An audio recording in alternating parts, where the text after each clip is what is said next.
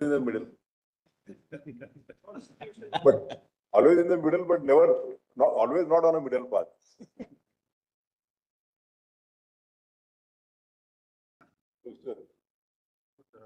My friend will start. What has happened is in the judgments which are uploaded, some of the judgments on which all of us will rely, that is Satyanarayan, Deepak Agarwal, Vinay Mishra, Dheeraj Moore, SCR has been uploaded. Now, SCR's paras are totally different. Yesterday night. So what I've done is, of the 6 main judgments, I have made an SCC compilation so that your lordship can see that, because all our written submissions are also on SCC paragraph numbers. Most of them, latest volume has been updated. You can airdrop us also. Which also has the SCC. It's there. Actually, my lord, these 6, everybody will be referring. There is a circular which has created this confusion. That circular says for constitution benches, when you circulate judgments, it must be the SCR. In fact, I think your lordship should update that circular because, because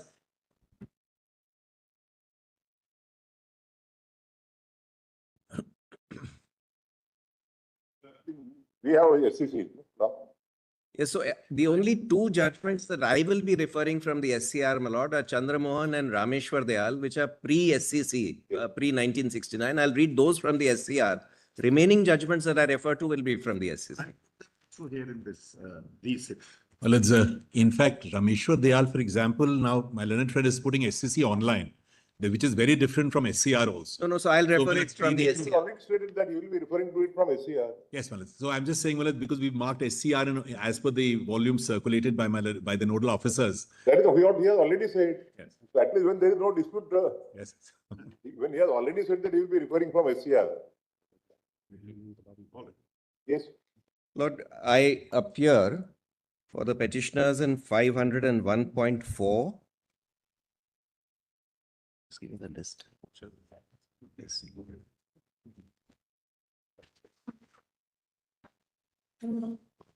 Point 5.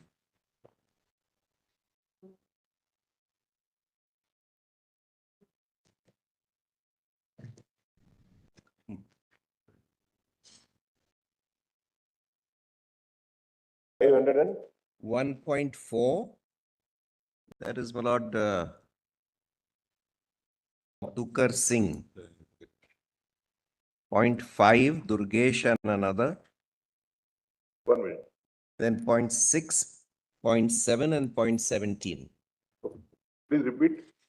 501.4, 0.5, 0.6, 0.7 and 0.17. Now, my lord, these are all persons who were civil judges, and as per the rules, they were not permitted to sit for the direct recruitment exam for district judges. So they filed writ petitions in the High Court, challenging those rules. They got interim orders under which, my lord, they were permitted to sit for the exam. And your lordship may just know, my lord, that 501.4, that Madhukar Singh, he is the topper of the 2014 exam, above all other advocates, etc. He topped that exam. And the petitioner number 2 in the 501.5, what's his name? Krishna Kumar. He is the topper, my lord, of the 2016 exam. These are all in the... Madhukar Singh is topper of? Lord Madhukar Singh of the 2014 exam. This is in UP. And Krishna Kumar, who's the second petitioner in 501.5, is the topper of the 2016 exam. Just, Lord, by the way, not that anything will turn on the construction. For 2017, again UP. Yes, again UP. All these people are from UP, my lord. Civil judges, Junior Division. Yes. Now, my lord, the writ petitions were all dismissed on the ground of existing judgments at that time. Satyanarayan Singh, my lord, which is a 1986 judgment, and Deepak Agarwal. And that is how we are before your lordship. Lord, if your lordship straight away has the article 233, because this whole case rests on the construction of the article. And your lordship has, my lord, in 2 orders, named 4 questions of law Your Lordship may just have a look at those questions of law. Order dated 12/8/25, Your Lordship had framed 2 questions, and then the order dated 12/9/25, 2 more questions were framed. Where are they? Two questions are brought. There were originally 2, then 2 more were framed. What are they? But if in Mr. Datar's submission, my lord, all 4 are together, so that may be relevant. That is, my lord, page 32 of volume 1 of the compilation. Oh, That has all the written submissions. Claim is not that bulky as the earlier CD. The written submissions are, we've kept them short, my lord, all our written submissions. Yes. Page 32, your lordship will find, my lord, where Mr. Datar's submissions start. In para 1.1 are the first 2 questions, whether a judicial officer who has already completed 7 years in bar being recruited for subordinate judicial services would be entitled for appointment as additional district judge against the bar vacancy. So this is somebody, my lord, who already had 7 years before becoming a civil judge. All my clients would not fall under this. They all, my lord, became civil judges before they completed 7 years at the bar. Then 2, whether the eligibility for appointment as a district judge is to be seen only at the time of appointment or at the time of application or both. Then 3, whether there is any eligibility prescribed for a person already in the judicial service of the union or state under Article 233(2) of the Constitution of India for being appointed as district judge. And 4, whether a person who has been civil judge for a period of 7 years or has been an advocate and civil judge for a combined period of 7 years or more than 7 years would be eligible for appointment as district judge under Article 233 of the Constitution of India. All my clients would fall under this category. The 4th category. 7 years of combined experience. Yes, they all have 7 years of combined experience, including whatever they did as a lawyer before becoming civil judge or as civil judge or including both. Now, my lord, just have a look at the article. Are concerned with which are these issues? I'm All sorry. 4. All the 4. Yes, According to him, So, if he Lord- if clause 4 is answered in affirmative, then his client would be yes, Covered by yes, that. yes, yes. We are in 2 categories. One is covered by question 4, the other is by That's question. it. My clients are also in question 1. We have 7 years before being appointed as civil judges. And we say, we don't want any benefit of our service as civil judge. If we are appointed, we will quit and then we will join. So can we be disqualified? 1 minute. Question 4 is. Really important.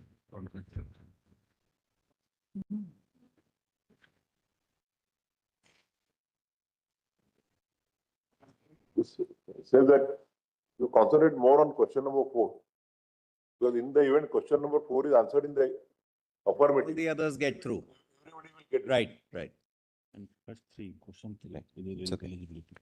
Lord, your lordship will have a look at Article 233.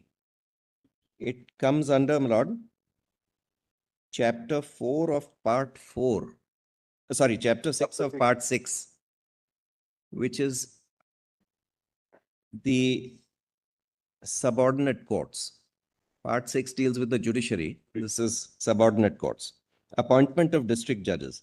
Appointments of persons to be and the posting and promotion of district judges in any state shall be made by the governor of that state in consultation with the High Court exercising jurisdiction in relation to such state. 2, and we are concerned more with 2.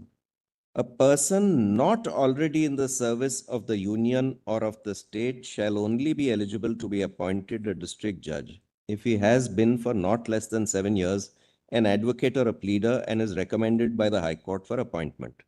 Now, my lord, 2 constructions have been made for this sub-article.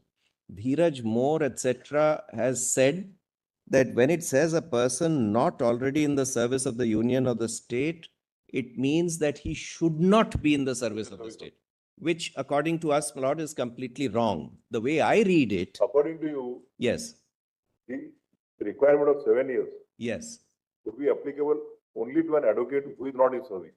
correct. Absolutely right. And therefore, my lord, this qualifies or Lord makes two categories of people eligible.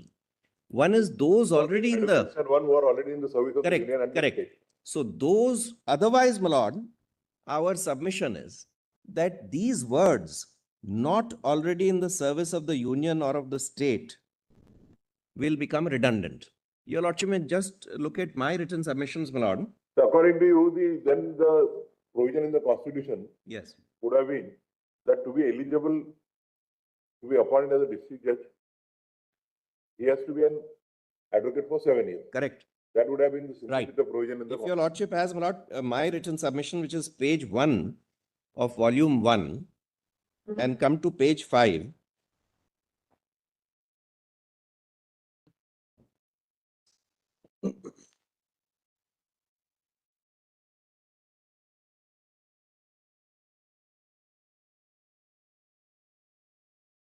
Page 5, my lord, about 6th line, I have quoted that part, Article 233(2) minus those words which my submission is would become superfluous or redundant if their construction were to be accepted. Now just read it, my lord, as I've taken off those words. A person shall only be eligible to be appointed a district judge if he has been for not less than 7 years and as advocate or pleader and is recommended by the High Court for appointment. This is what would have been sufficient if what they are saying is correct, namely that you have to be an advocate or a pleader. If you are a district judge today, then you cannot, or if you are a civil judge today, then you cannot be eligible. Then, my lord, those words have become completely redundant. So therefore, and it's a well accepted principle of law that any construction of a statute, or in this case, the constitution, which the provision redundant. which makes any words redundant, Or rather than each and every word has to have some given meaning. its meaning. Correct, correct. Now, I have, my lord, I'm relying on 3 judgments for this proposition.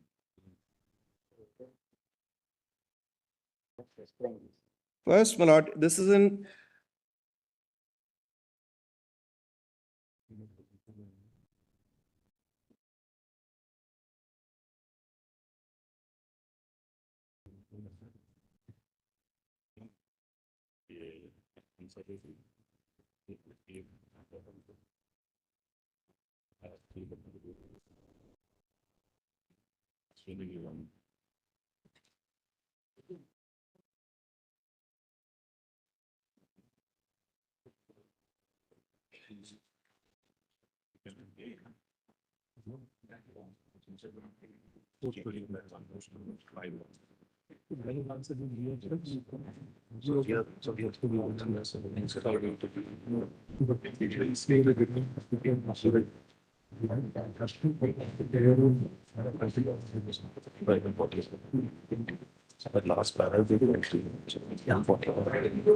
Person in service is a judicial service. yes, that has been clarified by Chandra Mohan, because, my lord, the constitution didn't say it, but Chandra Mohan later qualified by saying, yes, service means judicial It's a judicial service. service, yes. Yes, correct. Why does it say union? Judicial service, why does it say about it? This is comes Because to the state. there is a historical concept, my lord. As I go along, I'll show your lordship how the history of this, my lord, appointment of district judges happened. That's why it says you. Revenue officers were also eligible at that time Correct. for being elevated. Correct, my lord. Till Chandra Mohan, all officers, in fact, I'll show your lordship, my lord, the act and the rules earlier, pre-constitution, who was eligible.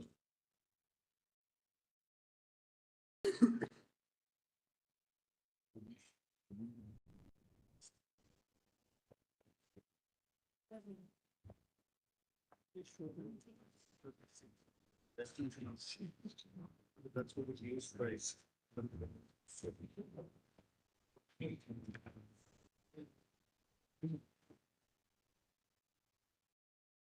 one says even if it's located in a later article, we use the same definition.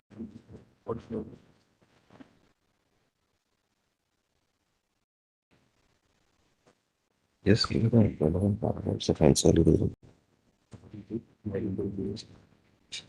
Paragraphs. Para.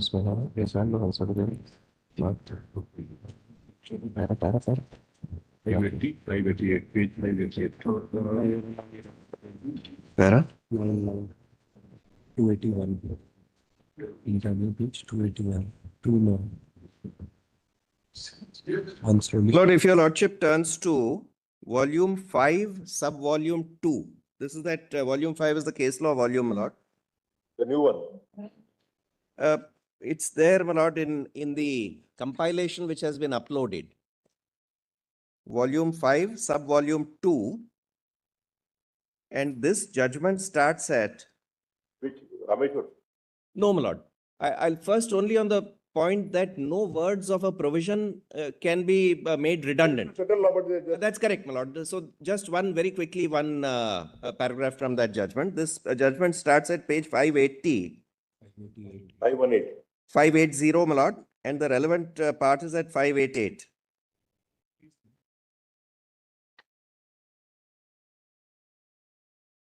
I'll just give your lordship the citation of the other two judgments which I am relying on for this proposition. I don't need to show it. As your lordship said, this is a well accepted principle. At page 588, my lord, between placetum D and E, in Quebec Railway, 1 minute.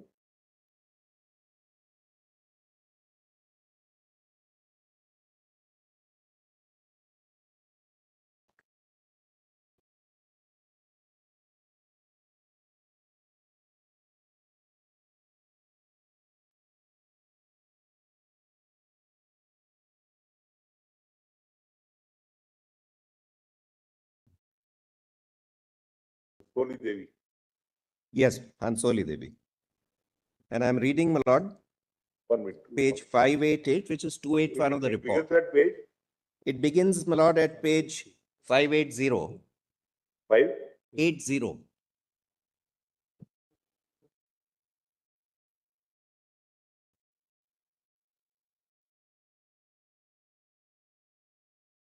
I'm reading, my lord, page 588.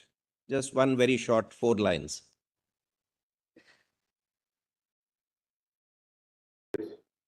Between placetum D and E, in Quebec Railway. Lordship has that. In Quebec Railway, Light Heat and Power Company Limited versus Vandry, it had been observed that the legislature is deemed not to waste its words or to say anything in vain, and a construction which attributes redundancy to the legislature will not be accepted except for compelling reasons. Two other judgments, my lord, which are Rao Shiv Bahadur Singh, 1953, 2 SCC, page 111. Rao Shivadur Singh. 1953, 2 SCC, page 111. 1 minute, 1 minute. Yes, I'm sorry. Rao Shivadur Singh versus. Let's take out the thing. State of UP. Are they mentioned in your? Yes, they are there in the compilation, my lord. Your lordship can take it that they are in volume 51. 51. First and second serial numbers. Give us the page number Yes, my lord. The first one is page 2 of the compilation. of volume 51 of the compilation. Yes. And the second one is page 72. The first one, my lord, which is Ashwini Kumar Ghosh, the relevant paragraph is para The 26. first one is Rao Shivadur Singh or? First one, my lord, in the compilation is Ashwini Kumar.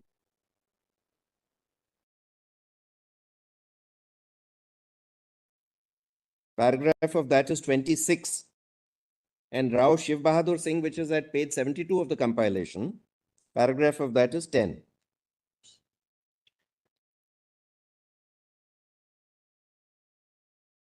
Paragraph? 10. Then, and here para 26. In Ashwini Kumar, para 26, para 26. So therefore, my lord, any. You will get n number of judgments on this. Yeah, correct. Your lordship is right. So, No word about statute. right. You can't attribute redundancy to the legislature. Why would they have added those words there? In fact, my lord, the history would make it clear as to. Does it become redundant according to you? Lord, I had given your lordship, my lord, the same 233(2). That only the advocate having a 7 years practice to accept it. Then the first part, there are a person who is not already in service of state and union. That will be rendered OTO. More of a clarification according to them. Not OCS, that's what we get. According to them, probably it is only more of a clarificatory. They want one way of exclusive. If they are saying that it is only advocates who are eligible, then what is the use of saying, but government servants are not eligible? All sorts of people are not eligible. Why would you specifically lay down government servants are not eligible? Supposing the words that not be already being in the service of the union or the state were not there, and the only words were that a person has to be an advocate for 7 years, that in any case excludes those people not being in the service of the union or the state. This way, you have to see whether it is clarificatory or not. Certain statute and even the constitution also which says it can combine both exclusion and inclusion. Exactly. We have tried to tell you, in the first part it excludes and other part it includes. Exactly. Lord, That one way, but therefore it will not become redundant that way. How clarificatory. to interpret the provision is one thing. Yes, To yes. say because of that it will become redundant may not be correct. Lord, clarificatory would only be in a situation where there is any confusion. Now, Lord, in my written submission, I had, You can very well say. yes, Is 233 232 wants to make it doubly clear that the law advocate should have 7 years while they differentiating between the others. Therefore, this 7 years qualification is not foreseen for them. Therefore, you can apply it that way. there, my Lord, construction. This qualification of 7 years meant for only lawyers. Yes, And then it may not meant for the others. That may be the one way of argument. So, or there are, on the contrary, their argument is going to be, yes, it is only meant for 7 years. In that process, they want to exclude this. but they would be Yes. excluded anyway. Yes, sir. Supposing, my Lord, just Only, have. only a language, we want to see the ultimate meaning what is conveyed. There is no exclusion per se that way. It's only the understanding of the provision. First, try to Yes, okay. let them, Okay. let them at least begin. Now, my Lord, next I want to take your Lordship to a little bit of, Lord, Yes. history. Lord, under the Indian Civil Services Act, where is that page?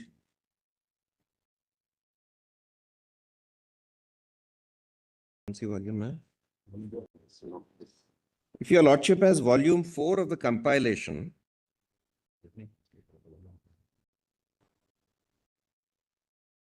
this is, my Lord, at page 12 of volume 4 is the Indian Civil Services Act. I'm sorry for the poor print. We couldn't get a better print anywhere. You have that copies of that other thing?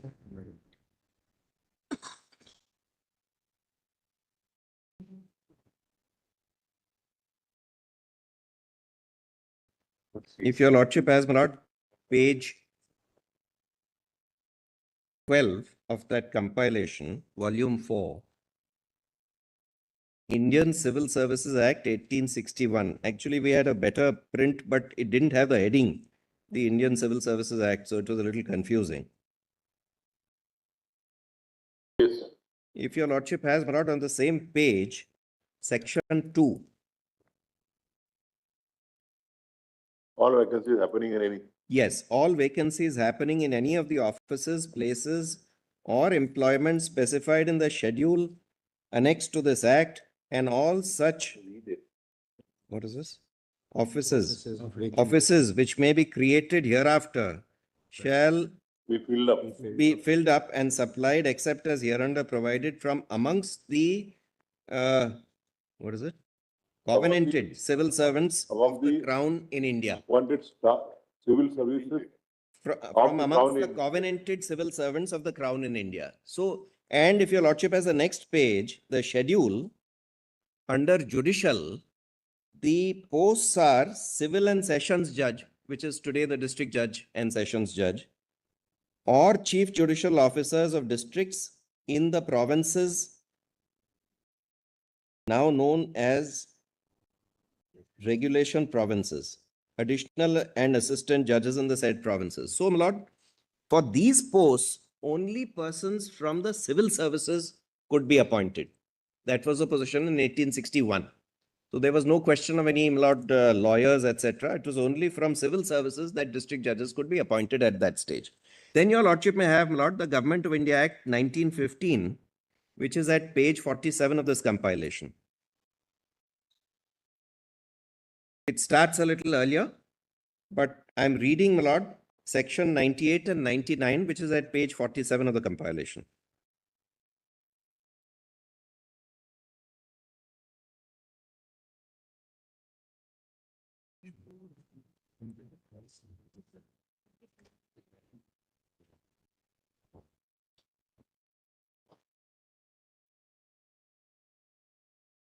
The lordship has that, my lord? Section 98 at page 47.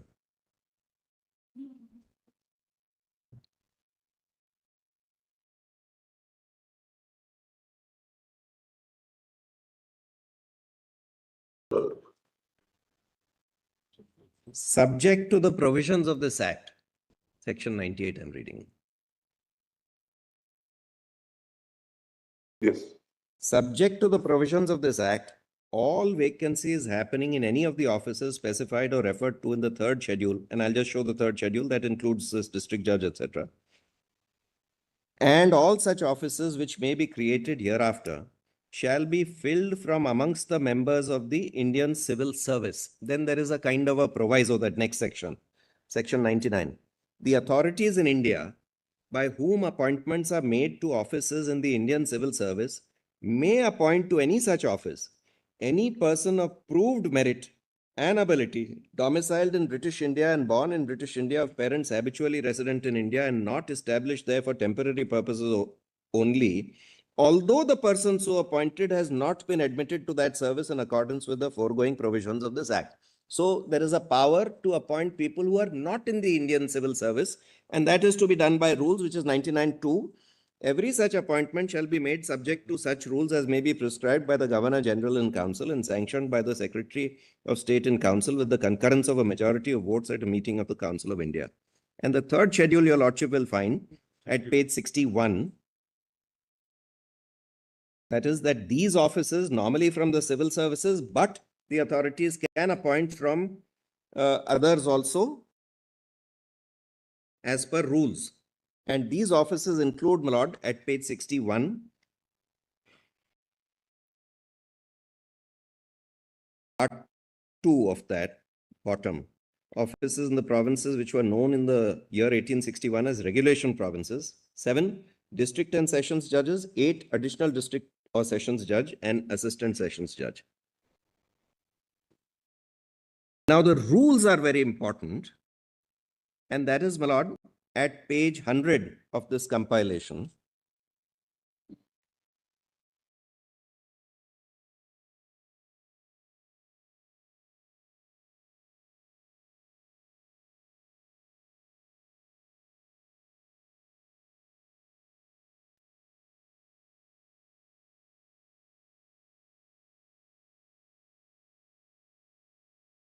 This is the notification dated 30th March 1922 as amended by notification dated 17th May. Plot that handwritten correction is on the website of the government itself.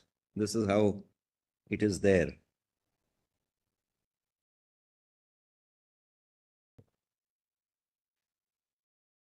Rule 1 says, with the previous sanction of the Governor General in Council and of the Secretary of State in Council and local government may, by notification in the official gazette, declare the number of superior executive and judicial officers being offices ordinarily filled from amongst the members of the Indian Civil Service, to which, subject to the provisions of subsection 1 of section 99 of the Government of India Act, persons not being members of the Indian Civil Service may be appointed. 2. Within the limit of the number declared under Rule 1, the local government may appoint, and your lordship will straight away have Roman 2 because Roman 1 refers to executive office.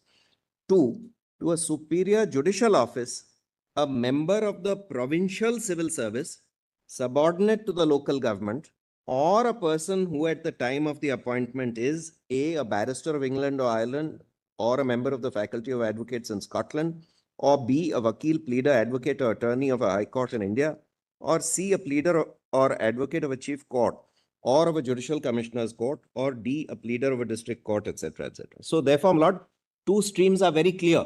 One, that he is a person, a member of the provincial civil service, subordinate to the local government, or a person who is a barrister, vakil, pleader, etc.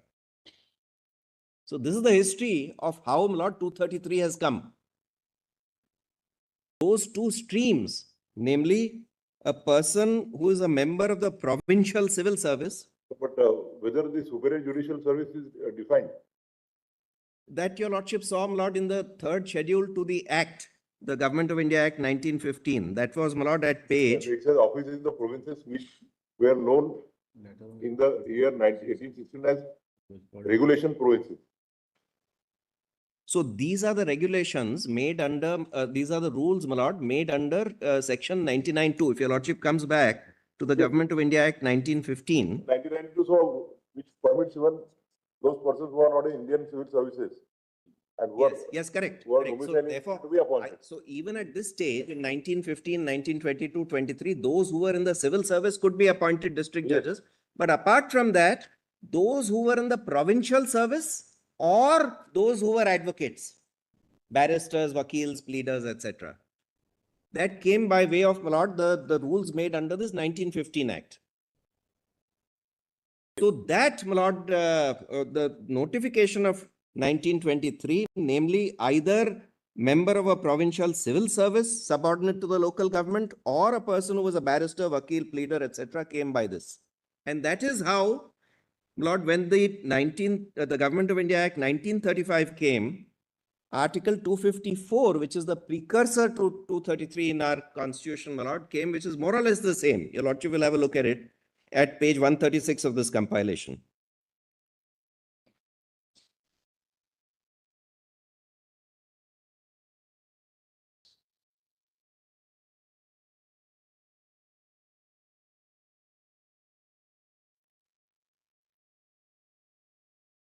(254) of the Government of India Act 1935.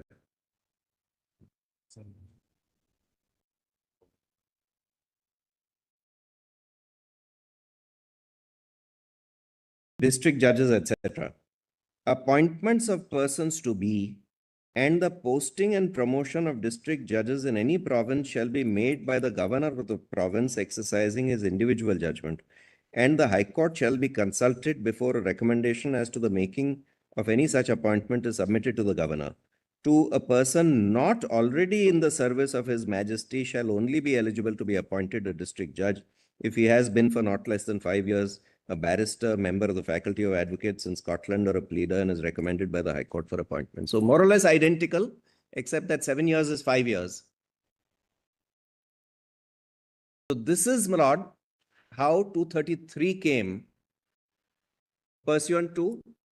So the history of it shows that initially, According to you, the article 1 and 2 yes, are drawn from 254, 1 and 2. yes. And 254 of the Government of India Act, my lord, was from the earlier thing, namely where people from the civil service were, eligible to be appointed. Provincial civil, initially only ICS. According to you, even after 1935, Yes, the practice of people being appointed from the ICS, yes, also from the bar, yes. that continued. That continued, not just the ICS, also from the provincial civil services, from the civil services. So a person not already in the service of His Majesty shall only be eligible. So therefore, my lord, this has been coming from that period, and this is the background in which your lordship has to interpret 233. Why it said a person not already in the service. Namely, a person who is already in the service is eligible anyway. A person not already in the service is eligible if he has been an advocate for 7 years. And that ties in, my lord, with my submission that otherwise it would make those words redundant.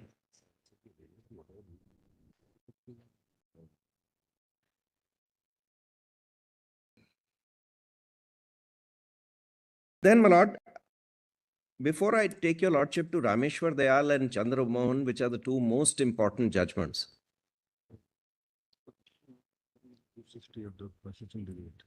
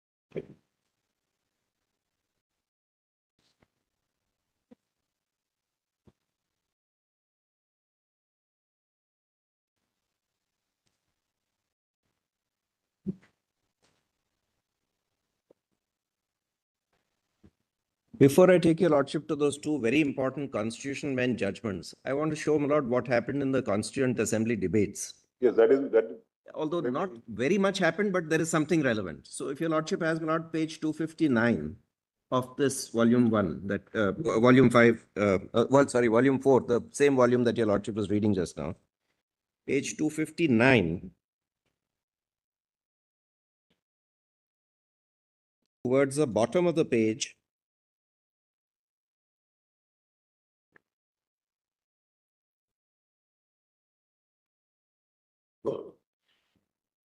The last 7 or 8 lines, Article 209A. Does your lordship have that, my lord? 209A was the draft article which became 233.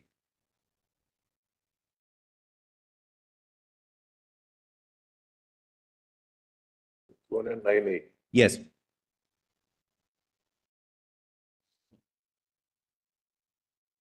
Does your lordship have that page, my lord, 259?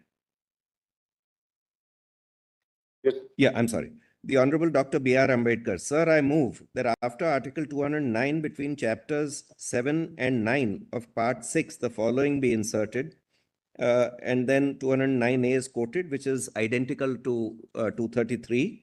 And then, my lord, on the next page, 260, if your lordship has just below the middle of the page, paragraph beginning, sir, the objects, after, my lord, the entire thing is quoted, up to 209F, which takes us to, my lord, 237.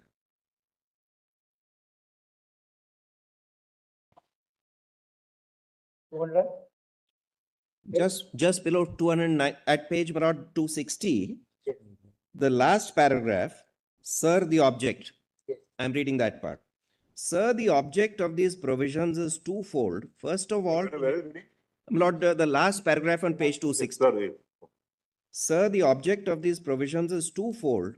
First of all, to make provision for the appointment of district judges and subordinate judges and their qualifications. So therefore, my lord, this article provides for qualifications of district judges.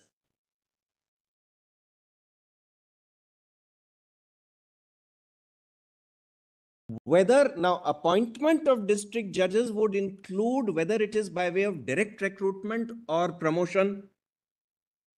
Appointment is to a post there are two ways of getting appointed to that post, either direct recruitment or promotion. So if you are laying down qualifications to be appointed district judge, and that qualification, as my learned friends on the other side would say, is only 7 years an advocate and not being in the service, then, my lord, how can civil judges even be promoted to district judges if the qualification is only, according to them, 7 years an advocate? Because, as your lordship sees, my lord, from these debates, this article is laying down the qualifications as well. And if you limit the qualification, if you take away those in the service, those in the judicial service, which is what we are reading, then, my lord, it leaves only 7 years an advocate. So how can a civil judge even be promoted to district judge? Because then he's not qualified. You respect, they are not saying so. I'm sorry, my lord. Nobody's saying. Saying so. Nobody's saying. They are not saying, they're saying that they are only saying how to reckon the 7 years. That's the only thing. You cannot, that is, 7 years means only as a lawyer you should be there. That's So all. they are saying that Promotion, they are 233.2. saying. Lord, let's see what they are saying. Just come back to 233.2. It has to be very clear. They are not making that statement. What they are saying is that. No, they may not be saying it. There's no problem. But because But- they are saying, This only applies to they are saying, my lord, that civil judges are are eligible for promotion. But what I am submitting before your lordship is this: if, as Dr. Ambedkar says, this this entire lot of articles from 209A to 209F, which is 233 to 237, lays down the qualification of district judges, a qualification of persons to be appointed district judges. That qualification is only in 233(2). Nowhere else. None of the other articles says that. Now, how do we read 233(2)? They say that 233(2) is excluding civil judges, and the only qualification that is prescribed is 7 years an advocate. If that is the case, my lord, I ask myself the question, then how do civil judges get promoted? Because that's also an appointment. They cannot get promoted. The object of 233(2) is to lay down the qualifications.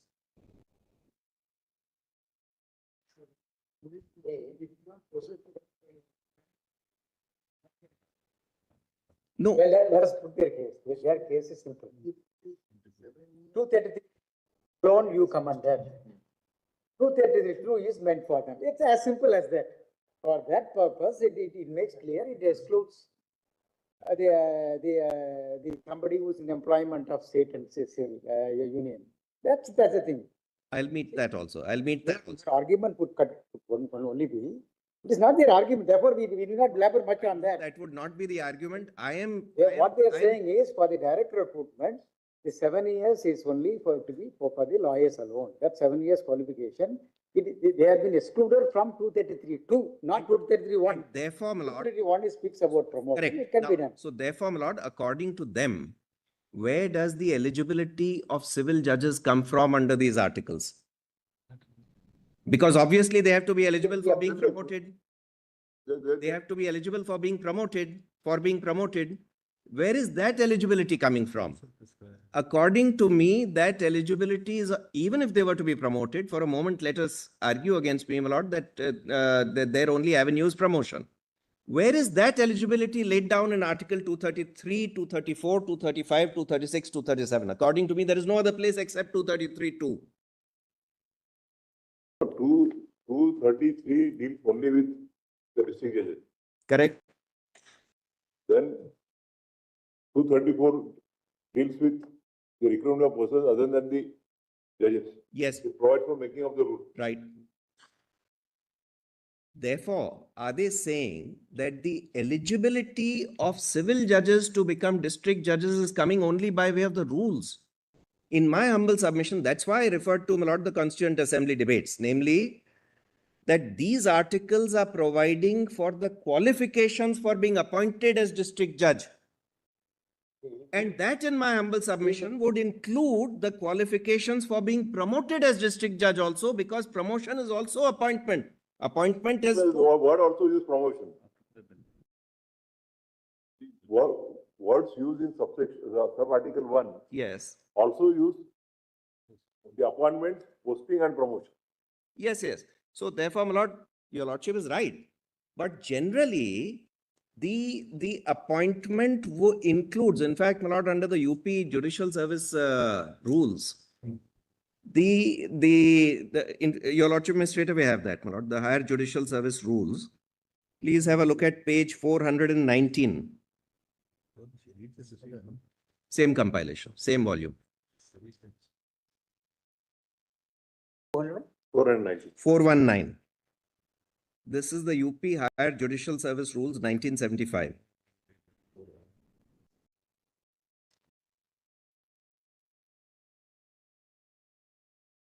As amended from time to time. This comes under Part 4, Procedure for Direct Recruitment. And your lordship will find Rule 18 at the bottom of page 419 is Procedure of Selection. That is direct recruitment. Direct recruitment for what? For district judges. And then your lordship will have on the next page, Part 5, Rule 20, Promotion of Members of the Nyayik Seva, as referred to in Rule 5A. And then, my lord, straight away come to Rule 22 at page 421 bottom. Appointment. Subject to the provisions of Sub-Rule 2, the governor shall, on receipt from the court of the list mentioned in Rules 18, 20, and 21, make appointments to the service on occurrence of substantive vacancies. 18 refers to direct recruitment, 20, 21 refer to promotions, all of which comprise appointments. In fact, when a person is promoted to district judge, his promotion order reads as you have been appointed as district judge. नियुक्त किया जाता है. Try to understand and we'll Yes. put it to you how it is. Lordship, please. There are two provisions in 233, 1 and 2. One confines to only to the judicial officers on promotion, or even we won't take it for appointment. That does not prescribe any other qualification or eligibility criteria, correct? Now, Rule 33, Section Article 233, 2 speaks about the lawyers other than those who are in employment of state or union. State. So what, in other words, what you are saying is this. Article 233(1) speaks about the appointment for promotion, it includes promotion of a judge who is already on roll. No, my lord, just read 233(1) with me. It doesn't say civil judge there. Alright. That's a general, in fact, my lord, what? Whatever, we take it. Right, We'll just, right. see, perhaps we can appreciate your argument if you say 233(2) is the only article which speaks about eligibility criteria. Correct. That's what So, I'm saying. Therefore, Right. that is in common. Correct, my lord. That's exactly my point. 233, That's my submission. I'm- 233, Article 233(1), we'll put it this way. Article Yes, yes. 231 does not speak about lawyers, correct? It does not speak about civil judges as well. That's a general We power. will not go into that, that's Correct. redundant now, irrelevant now. Correct. So we are only concerned with the issue between lawyers and the judges Civil judges. with Yes. respect to the direct recruitment. That's Lordship. why I said promotion, we will not go into the other things. Right, There are right, two channels, we right. will not go into it. No, so So nothing much can be said about 233(1). Where 233(2) says, it speaks about for the first time about the lawyers. It speaks about, according to you, it speaks about the right of a lawyer to write the examination to be qualified for the direct recruitment. Only to that right, time correct, alone. my lord. In that qualification is fixed at 7 years. So therefore, your argument, as we understand, is that then in 233(1), which does not prohibit the participation of a common servant, whoever it may be, from being considered for a direct recruitment, this qualification prescribed and under 233(2), ipsa facto will be imported into that. To that extent, we agree. Yeah, That's correct. what. That's Now, my lord, the only additional point that Let us not go into the rules because the rules may be different for every Yes. state. Let us confine ourselves to the interpretation of the Constitution. right. You can't import the provisions of rules to interpret a In Constitution. fact, that's something which, my lord, I completely agree with your lordship, my lord. In fact, that is something, the point of whether you can use rules to interpret a provision of an act or even of the constitution. I have been looking for law, my lord, on this aspect that the act or the constitution can be interpreted only directly. You can't use what rule has been framed to interpret that. Otherwise, the position would be Otherwise, that you can change a rule and therefore change the meaning of the act or the constitution. So let us, So I have, let us restrict also to the interpretation of the. yeah, correct. So therefore, my lord, leave aside the rules for a moment. I am only saying this, that as Dr. Ambedkar said, this article prescribes the According to qualification. you, Article 233 prescribes for appointment, posting and promotion of the district judges. Yes, my lord. And And therefore the qualification. And if the contention is to be accepted, Yes. then there can't be one a promotion by a civil judge to the district judge. No, my lord, I'm not saying that. I'm not saying that a person can't be promoted. Yes, he can be promoted. I am saying something a little different. If this is prescribing the qualification, then where is the only qualification that Article 233, my lord, provides is 7 years an advocate? Or that you are, if I'm correct, then 233(2) also prescribes that or you are in the service, which has been not interpreted to mean the judicial service. So therefore, if you say that I am wrong in saying that 233(2) provides for judicial service and doesn't exclude it, and that if they are right in saying it excludes it, then where is the qualification for civil judges in this article? I am saying that there is no qualification therefore prescribed for civil judges because they can't be 7 years an advocate. I'm using that as an aid to say that therefore 233(2) refers to two streams. One, that either you are in the service of the Union of the States, which means judicial service, or you are an advocate. If you take the construction that they are, my lord, espousing, namely that no, 233(2) excludes those who are in service and includes only those who are 7 years an advocate, then in which case, my lord, civil judges will not be eligible to become district judges, even by promotion, is my submission. That's what we also put it to you, but in different. We are now only one hour left. So Yes, I'll finish in 1 hour. I'll finish in 1 hour. Now, my lord, straight away, your lordship will come to those two judgments. Just before that, my lord, Shetty Commission will come to later. Just come to those two judgments. First have Romeshwar Dayal, volume 5(1), page 98.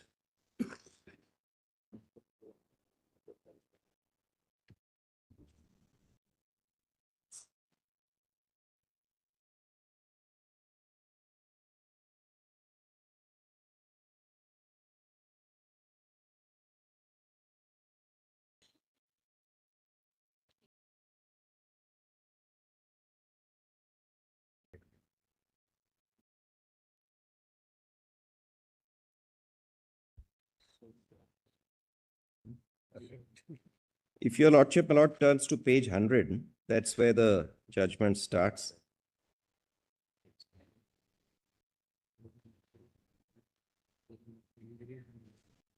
A writ was filed, my lord. This just gives the background facts, and I won't read it, my lord. I'll just tell your lordship what they are saying. A writ was filed challenging the appointment of 5 persons as district judges. That writ was dismissed by the High Court, and the ground taken was, and that's towards the bottom of the page at page 100, that they were not qualified to be appointed as district judges under Article 233 of the Constitution at the time when they were appointed by the state government. And therefore, the appointment as such was constitutionally invalid. Now, the facts, my lord, have been, this, my lord, incidentally, as your lordship might note, my lord, that included the appointment of Justice H.R. Khanna, which your lordship will find at the bottom of page 100. page 100. Page 100 of that compilation, at the bottom, your lordship will find that one of those 5 people whose appointments was challenged was also, Compilation. volume 5, 1. I'm so sorry. The judgment starts at page 98 of this compilation. You have also given SCC online. So I think I have not given that, my lord. I was reading it from the SCR because both these Constitution bench judgments were pre-SCC. okay. So later they have been.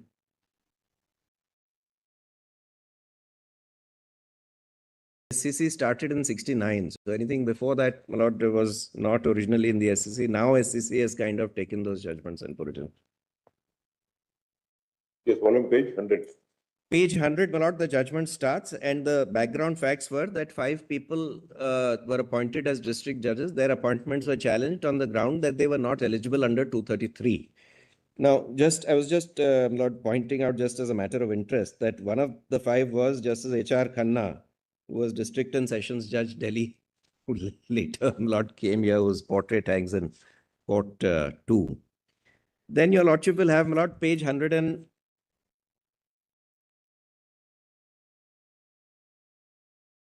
the points for consideration at page the 879, if your lordship has. At page 103, your lordship will have the facts of 2 of these people. Paragraph 5 at the bottom. Respondent 6, P.R. Sawhney, was called to the bar on November 17, 1930. He was enrolled as an advocate of the Lahore High Court. I think the issue was whether the practice at Lahore would be taken into consideration. That was not the only issue. One of the issues was that they were working in the government at the time of their appointment, and therefore would they be eligible at all? Your lordship is right. That was one of the issues. namely their practice at Lahore, would it count or not? So that would apply to Lord H.R. Khanna, etc. Yes. But- Referring to which volume? Volume What are 5, the- sub-volume 1. Volume 5, sub-volume 1. The judgments are in volume 5, my lord. Sub-volume 1 is the very first one of those. From page to page 401. So it's like a V1. VA and VR. Volume VA, VR. Yes, I'm so sorry. 105. 103 or Yes, respondent PR. yes. Sawhney. Was called to the bar on November 17, 1930, was enrolled as an advocate of the Lahore High Court on March 10, 1931. After partition, he shifted to Delhi, worked for some time as legal advisor to the custodian evacuee property. Then he practiced for some time at Delhi. He then accepted service under the Ministry of Rehabilitation as an officer on special duty and administrator Rajpura Township. On March 30, 1949, he became the chairman Jalandhar Improvement Trust. On March 6, 1949, he got his license to practice as an advocate suspended. On April 6, 1957, he was appointed as district and sessions judge while he was, my lord, the chairman of the Jalandhar Improvement Trust. So he was in the service of the union or the state or whatever it was, and he was not an advocate. In fact, he had got his license also suspended and he got appointed. So the question was whether he was eligible or not. Now, also, my lord, at page 103, top paragraph 2, Harbans Singh, he was then the deputy custodian of evacuee property when he was appointed district and sessions judge. So these two people were not lawyers, my lord. They had been lawyers earlier, but were not lawyers at the stage when they got appointed as district judges. Now, if your lordship, my lord, turns to the next page, 104. Right. Same thing is what with respondent to Urban Singh. That's right. That's right. He was, that's correct, my lord. He was respondent number 3, Harbans Singh, 103 top. The question with regard to Justice H.R. Khanna Yes, was with regard to whether his practice at Lahore Right. should be correct, taken into correct. consideration. So that was a separate completing question. the total. Absolutely right. Absolutely right. So that, my lord, we are not concerned with whether his practice at Lahore. That was, of course, my lord. Now, after, Now, my lord, the at only page, question is whether the service of Sawhney yes. And and Harbans Singh, Harbans Singh, as a service, in the government, yes, which was not a judicial service, correct. could have been taken into consideration or not. Not taken into consideration. When they were appointed, they were not lawyers. One of them had got his license suspended and they were working there. He was chairman of the Jalandhar Improvement Trust. Question is, are you eligible? And therefore, my lord, the question of the 233(2), either in the service or advocate of 7 years, that question therefore arose. Now, just have a look at, my lord, 104(2), 104 about...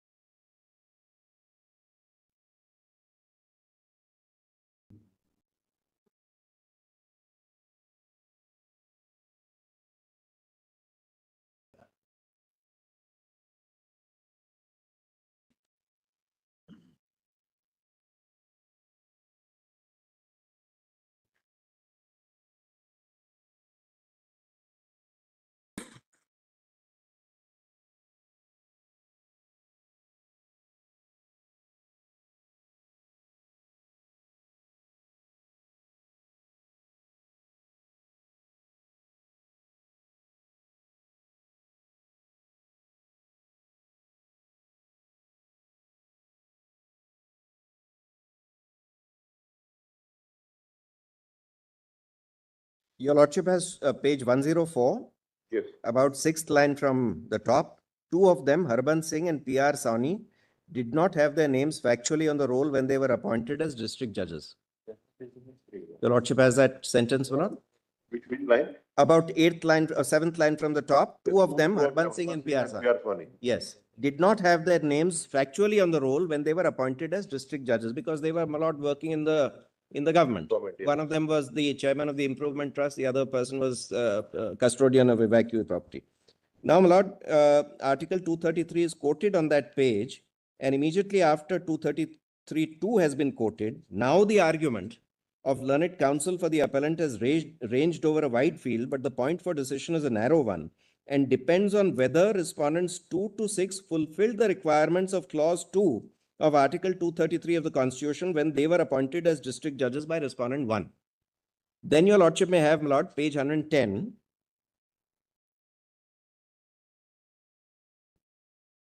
Two and six, they are one part, and Yeah. 3 and 4, the other part. I'm sorry. 2 and 6, they fall in one category, Yes, and 3 and 4, they fall in other category. right, correct. 3 and 4 with regard to their experience at Lahore, Yes. and 2 and 6 as to whether their service can be considered. I think, Lord, this Harbans Singh was respondent number 3 and 6. The paragraph is, Urban Singh was number 2. Lord, if your lordship has page 103, top of the page, respondent 3, Respondent number Harbans 3. Singh. Respondent number 3, Yes. Urban Singh. Now, if your lordship turns to page 110,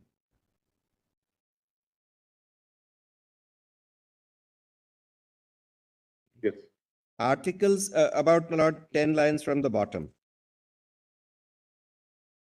Articles 124 and 217 are differently worded and refer to an additional qualification of citizenship, which is not a requirement of Article You 230. are at page 108. 110, my lord. I'm so sorry.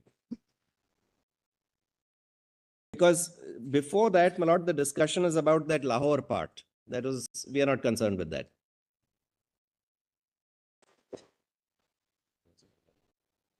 Articles 124 and 217 are differently worded and refer to an additional qualification of citizenship, which is not a requirement of Article 233. And we do not think that Clause 2 of Article 233 can be interpreted in the light of explanations added to Article 124 and 217. Article 233 is a self-contained provision regarding the appointment of district judges.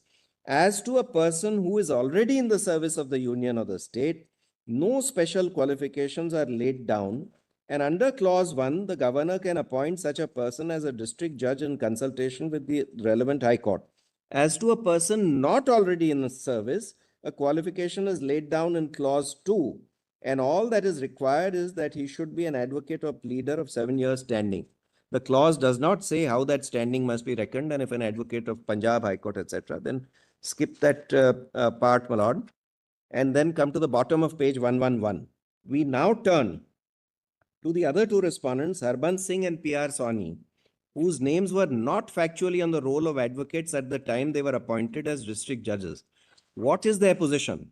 We consider that they also fulfilled the requirement of Article 233 of the Constitution. Harbans Singh was in the service of the state at the time of his appointment, and Mr. Vishwanath Shastri, appearing for him, has submitted that clause 2 of Article 233 did not apply. So therefore, if he was in the service, then itself he is eligible. And this was a direct recruitment, not a promotion. So that is one ground that is given by the Constitution bench. The other ground is the next sentence. We consider that even if we proceed on the footing that both these persons were recruited from the bar and their appointment has to be tested by the requirements of clause 2, we must hold that they fulfilled those requirements. They were advocates enrolled in the Lahore High Court, etc., and that their practice of 7 years would be counted. So the two grounds are given. One, that because they were in the service, therefore they fulfilled it. Because, my lord, 233(2) was read in the manner in which I am reading it. Namely, that two kinds of people are eligible. One, that those who are already in the service, and two, advocates of 7 years. So both the reasonings have been given in this judgment to not make them qualify, to not set aside their appointments. Number one, since they were in the service, they qualified. And number two, in any case, their prior experience. No, but then, even though they were not in the judicial services, Correct, because that, my lord, came only by way of Chandra Mohan. Chandra Mohan. Yeah, that came only later, because till then your lordship saw. But then what is most important to you Yes, is observations in page 110, last 7-8 lines. yes. Yes, ma'am. Article 233 is a self-contained provision regarding the appointment of district judges. As to a person who is already in the service of the union or the state, no special qualifications are laid down. Absolutely right, my lord. Absolutely right. But how does Dhiraj More distinguish this? I'll show your lordship, my lord. It just says, no, this is something totally different. I don't know how it's been distinguished. Chandra Mohan is even clearer. I'll show to your lordship Chandra Mohan. Let us go to Chandra Mohan. Yes, straight away, my lord. Now, Chandra Mohan is, my lord, Because this was 5 judges. both of them are 5 judges. This was also 5 judges. This is also 5 judges. Chandra Mohan is also 5 judges. Both were binding, my lord, on Dhiraj Mohan. Binding on Dhiraj More. Yes, absolutely right. Page 180, my lord, of the very same compilation, your lordship will find Chandra Mohan. If your lordship turns to page 183, that's where the judgment starts.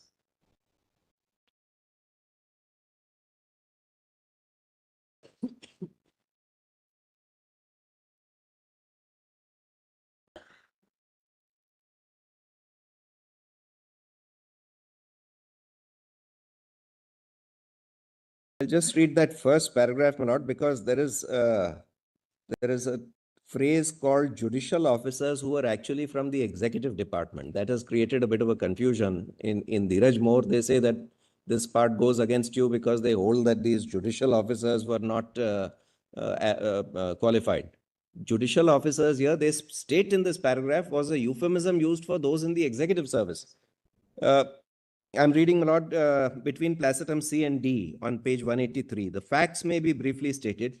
During the years 1961 and 1962, the Registrar of the Allahabad High Court called for applications for recruitment to 10 vacancies in the UP Higher Judicial Services from barristers, advocates, vakils, and pleaders of more than 7 years standing, and from judicial officers. The expression judicial officers is a euphemism for the members of the executive department to discharge some revenue and magisterial duties. Selection committee constituted, etc. Then, my lord, between placetum E and F, respondents 2, 3, and 4 were advocates, respondents 5, 6, and 7 were judicial officers.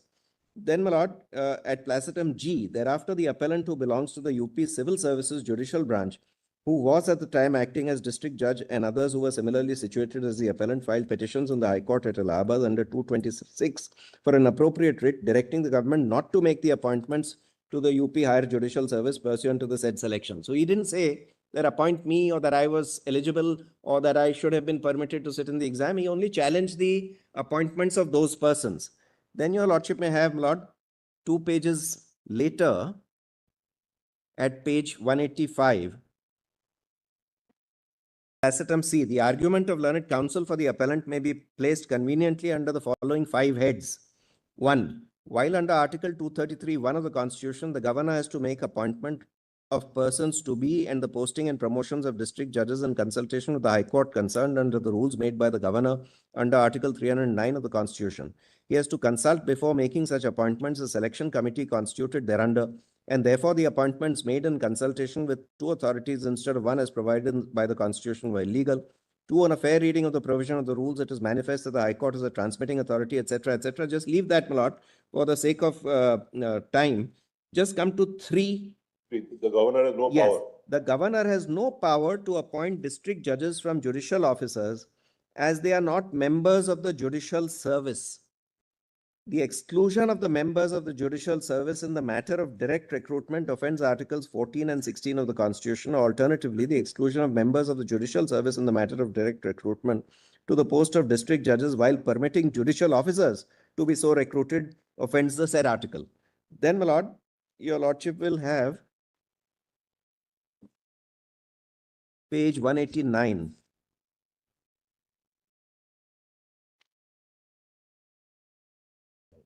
Placetum F. The third point. The third point raised is one of far-reaching importance. Can the governor, after the Constitution, directly appoint persons from a service other than a judicial service as district judges in consultation with the High Court? Can he appoint judicial officers as district judges? The expression judicial officers is a misleading one. it is common case that they belong to the executive branch of the government, though they perform certain revenue and magisterial functions. The relevant article on which both parties rely is Article 233, then that is quoted. Then your lordship will have the next page. While the learned counsel for the appellant contends that the said article must be read along with the group of articles embodied in Chapter 6 of Part 6 of the Constitution and also in the background of the history of the said provisions, and that if so read, it would be clear that the governor can only appoint district judges either from the judicial service or from the bar. The learned counsel for the respondents, on the other hand, argues that Article 233 is expressed in general terms and there is no warrant to restrict the scope of the said article by construction or otherwise. Then your lordship will have, my lord, 2 pages later, page 192, after, my lord, the various other articles in that same part are quoted. No, you can read to the third paragraph also, that is also important. Which one? I'm sorry, my lord. Page 190, 190. Yes. before construing the said provision. Before construing the said provisions, it should be remembered that the fundamental rule of interpretation is the same whether one construes the provisions of the Constitution or an Act of Parliament, namely that the court will have to find out the expressed intention from the words of the Constitution or the Act, as the case may be. But if, however, two constructions are possible, then the court must adopt that which will ensure smooth and harmonious working of the Constitution and eschew the other which will lead to absurdity or give rise to practical inconvenience or make well-established provisions of existing law nugatory. Grateful.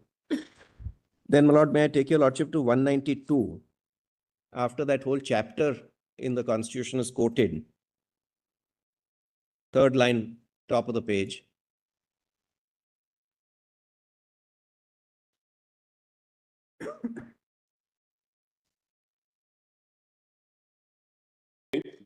Page 192, third line from the top. The gist of the said provisions may be stated thus. Appointments of persons to be and the posting and promotion of district judges in any state shall be made by the governor of the state. There are two sources of recruitment, namely one, service of the union or the state, and two, members of the bar. Please mark this, my lord. Two sources of recruitment. The said judges from the first source are appointed in consultation with the High Court, and those from the second source are appointed on the recommendation of the High Court. The article doesn't say that the first source will be only by way of promotion. That will be in consultation, because under That may be their argument. and that it is only by way of promotion. That is only their argument, and somehow it is not there anywhere in the article, but somehow it has come from somewhere.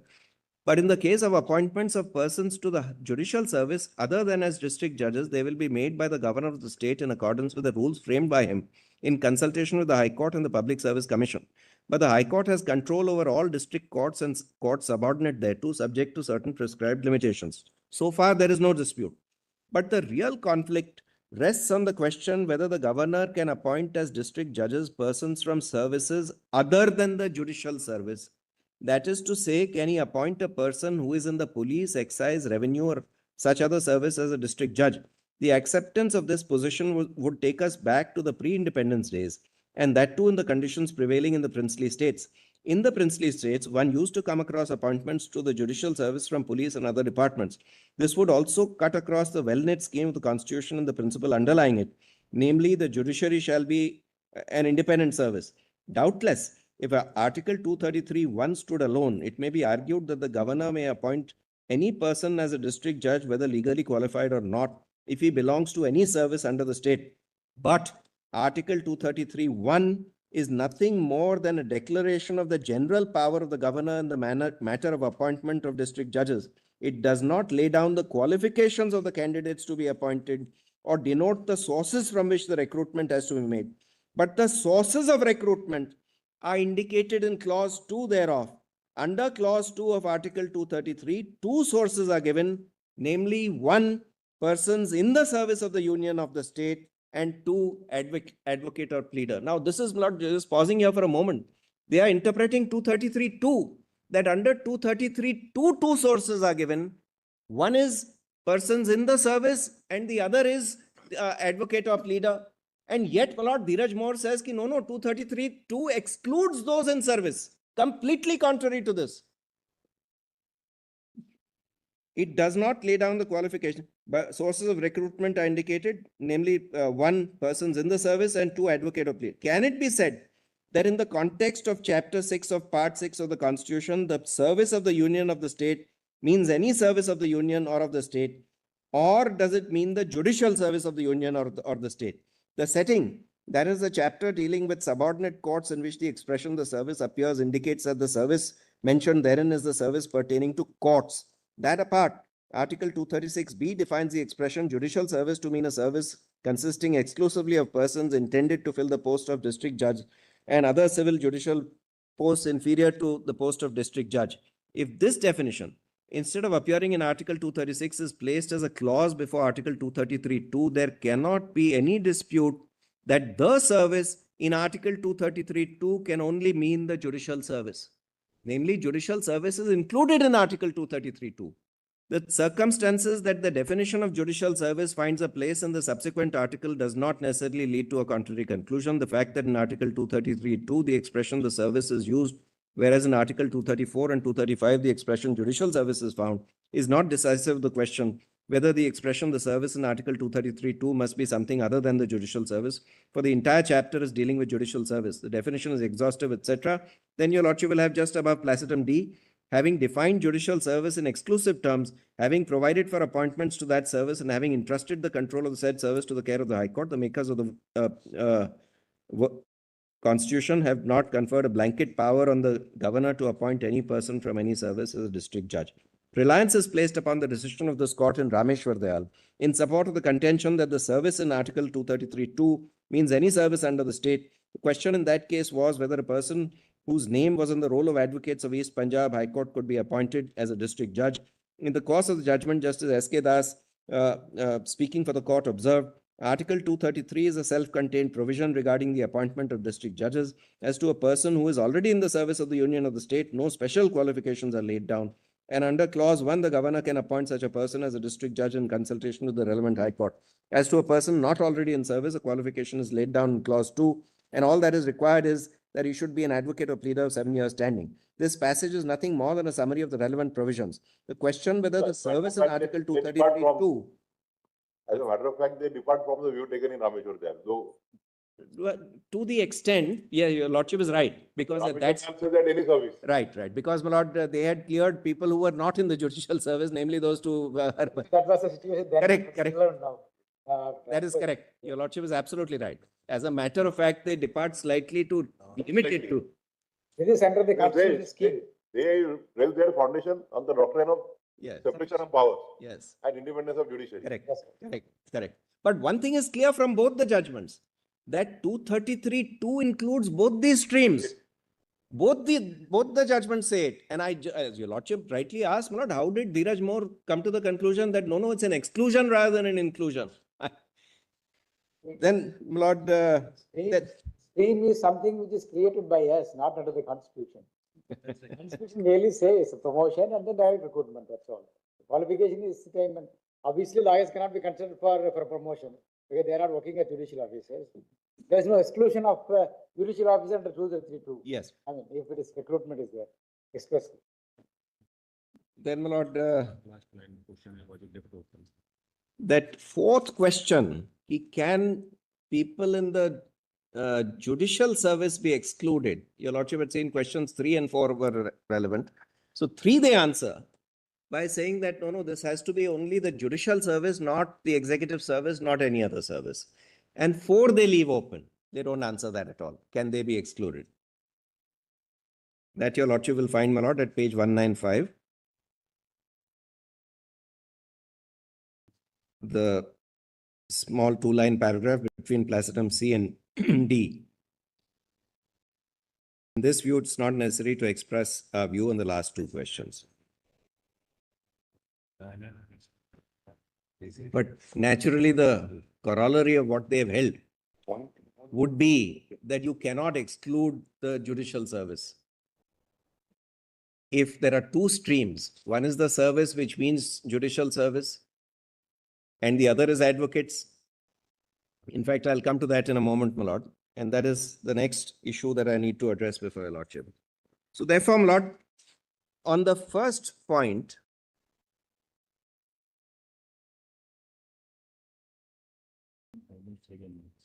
hmm? Can't see. वो जो हो रहा है madam,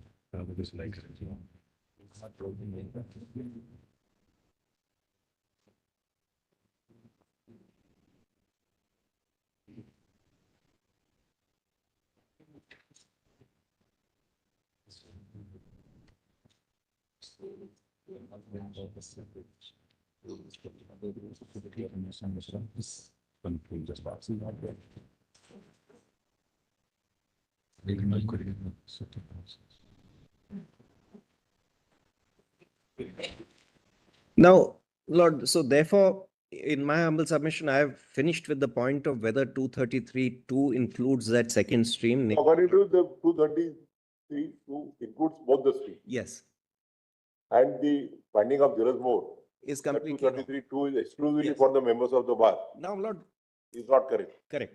In Now, other words, we'll try to actually understand the argument. yes, 233, 1 and 2, they speak about, they don't distinguish between the promotion and other things. So therefore, qualification is in 233. Lordship, yes. And then 233, one it generally speaks about who is the authority to do it, whether it is promotion or a recruitment or appointment. Correct, correct, These are all general. right. Governor in consultation with this. And then second thing, it only specifies the qualification of the lawyer. Therefore, you have to read 1 and 2 together. Absolutely. One does not restrict only to the judicial Agree. officer, and therefore two does not restrict to the lawyers. Correct. They both will have to be written in concern. Right, right. That's exactly, Lord, how the two constitutional But benches. lawyers cannot get into obviously promotion. Correct, There's no bar for them to come under that. Right. Because there is no express exclusion. right, right. Now, Lord, that leads me to the next question, which is, supposing the Constitution provides for these two sources, can by rules, can you exclude one source completely from direct recruitments? And that immediately raises, my lord, the Article 14 question. Now, in this context, please note, my lord, that all the judgments which have dismissed the Article 14 argument base it on their Lord finding of 233(2) itself excludes those in judicial service in direct recruitment, and therefore you're not eligible. Therefore, there's no question of Article 14. None of them has gone to the extent of saying, no, there are two sources, but one can be completely excluded. So the Article 14 question is very, very clear. If there are two sources provided for by the Constitution, according to me, my lord, one, you cannot just shut out one. Then you are doing something contrary to what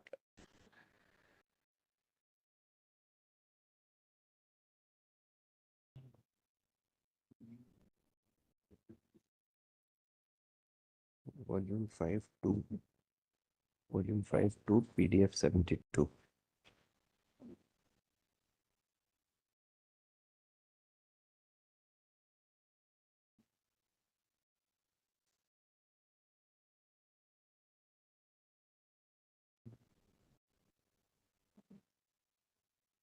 It's showing Shetty Commission first. It's volume. So therefore, my lord, my submission on this is, if the Which are, whether the rules framed by the state governments in consultation with the High Court provide for exclusive bar members. yes, it does, my lord. Your lordship will have a look at Volume 4. We have the UP rules.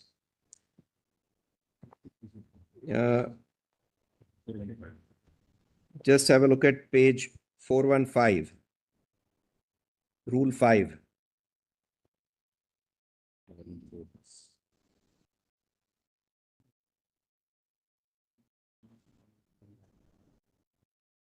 Page, Volume 4, page 415. This is the UP rules, my lord.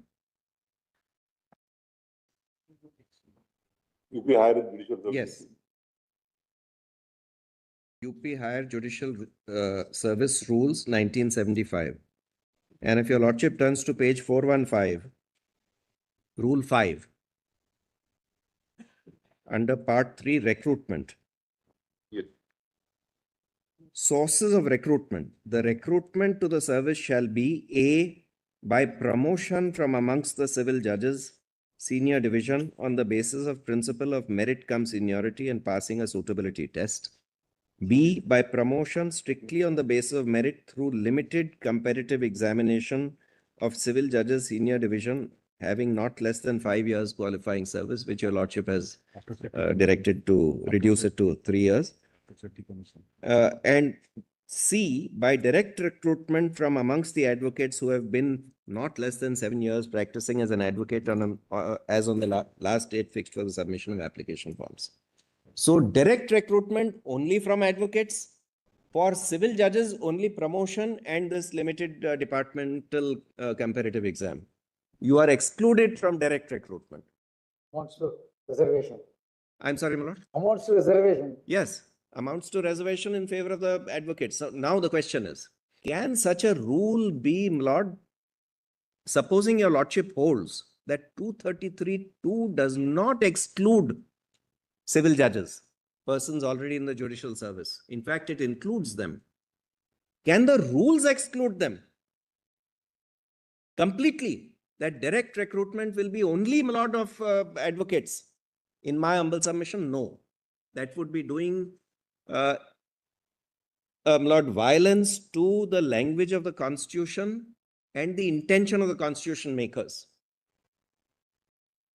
The promotion or that limited direct departmental comparative examination is not a substitute, because that, as your lordship has noticed in that In any recent case, both judgment. these constitutional bench judgments, Yes, they deal with the direct appointment. yes, correct.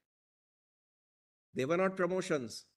They are not saying, they were both dealing with. Therefore, they did not say that you are not even qualified. See, if the question of qualification is there, there is no need to discuss that. Right. Yeah, that is the issue. The problem is Your lordship that, is right, but problem is that, you see, by the order of the ultimately- court, they ultimately- created two channels. ultimately, And my we lord, try to understand the constitutional mandate through that, through those channels. correct. That's the But- problem. Not two, three channels. Three channels, yeah, three channels. but Yeah, then, my lord, yeah, somebody will have to strike down the rule. The rule is excluding us. Once your lordship holds that no, the Constitution permits, then according to me, the answer is very clear. Then the rule is wrong, excluding us completely. Because till the rule is set aside, that rule still remains and still excludes us. Therefore, my lord, that was our prayer in the writ petition, namely set aside this rule which excludes us. That will ultimately have to be allowed. So I'm just very briefly addressing your lordship on that. Now, my lord, I want to show your lordship the Shetty Commission report. Volume 4. Same volume, volume 4. 649. Till we create the different modes of recruitment, Yes, as you rightly said, there's only one way. yes, Somebody to be appointed as a district judge. Supposing it comes by promotion, the others will not have any grievance. It can be regulated only under that. Now, earlier what it was there, that the district judge is separate appointment. So they said, who are all qualified to be appointed? There is only one mode. So which means, the judges also be eligible. And then those who are lawyers who complete the 5 years, readily become eligible. That's only one mode of recruitment. To that extent, the other point of that was one issue. Once we created the subcategory, as the that's chief correct. said, The whole- one through limited competitive examination, In one fact, the- one channel, small channel. Your lordship is Then right. it is to give promotion. Then we are trying to understand the mandate of the Article 233 in the light of the factual scenario. That creates a lot of other issues. Absolutely right, my lord. In fact, that's my case, that what they are saying, one of the arguments that they make is, look, under the rules, 75% of the posts are in any case reserved for civil judges, 50% by promotion, 25% by way of this limited departmental comparative exam, and only 25% are left for lawyers. Therefore, that must be upheld. But that's not putting the cart before the horse. Namely, you are saying that you must look at the rules to interpret the Constitution. That can't be. And not yesterday, for the first time, I found a direct judgment on that subordinate legislation cannot be used to interpret a provision of the Act. Otherwise, by changing the subordinate legislation, you can change the meaning of the Act. That can't be. Subordinate legislation is made not by Parliament, is made by the government, etc. How can the meaning of the act, or in this case, the constitution, change by looking at the rules? Therefore, namely, my lord, if the constitution says that both these streams are eligible for direct recruitment, then you can't exclude one. That has all been done on a misunderstanding of what the constitution says, and my lord, justified by various courts, including some judgments of our court, including Dheeraj Moore, by thinking that 233(2) actually is a negative. This thing that that if you are a civil judge, then you are not eligible. That's what the article says. Exclusively reserved for the bar judges. Yes. Yes. Now, I was showing your lordship, my lord, the Shetty Commission report. And if your lordship straight away turns to page 656 of this volume 4, where does it start? Starts at 649. Yeah.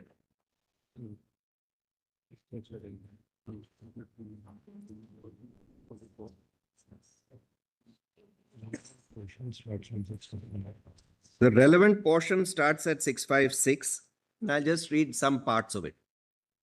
Because, my lord, the Shetty Commission came to the conclusion that this kind of thing, that you are not eligible to sit for the direct recruitment, is creating a lot of frustration and a lot of stagnation among civil judges. And this is something that your lordship has recently noted, that the reason why we are getting not very good people for appointment as civil judges is because they feel that they get completely stagnated. I get into the service and then now for 15, 16 years, I will not even become a district judge. Your lordship has noticed, my lord, those. We should notice in that matter. Yes, yes. No, so last week your lordship has issued notice, but before that your lordship noticed where your lordship has said that senior division should be the requirement of 5 years and senior division should be reduced to 3 years. Your lordship has noticed in that, my lord, in one part of the judgment, how long it takes to even become a district judge for civil judges. Sometimes in some states up to 15, 16 years. Later when I was also telling the Honorable Chief, one of my law clerk back there in my High Court, I persuaded to accept the civil judge unit division. She's a topper. Last time she met me, then she said, I want to resign. Yeah, correct. Where do I end? These are aspirations of the young mind. So, And what this, extent we can curtail their. correct. And if your lordship were to hold. Unfortunately, many of the brilliant Yes. candidates who join us with the senior divisions, they don't even reach up to the principal district judge. Yeah. Yes. They have to retire they get stagnated as district judges for years together. Correct. And some of them are, I mean, one of these people who. So we have to look at it not from their point of view also, from the point of view of the institution and the concept of basic structure. Yeah. The idea is to give a qualitative service from the judicial officers.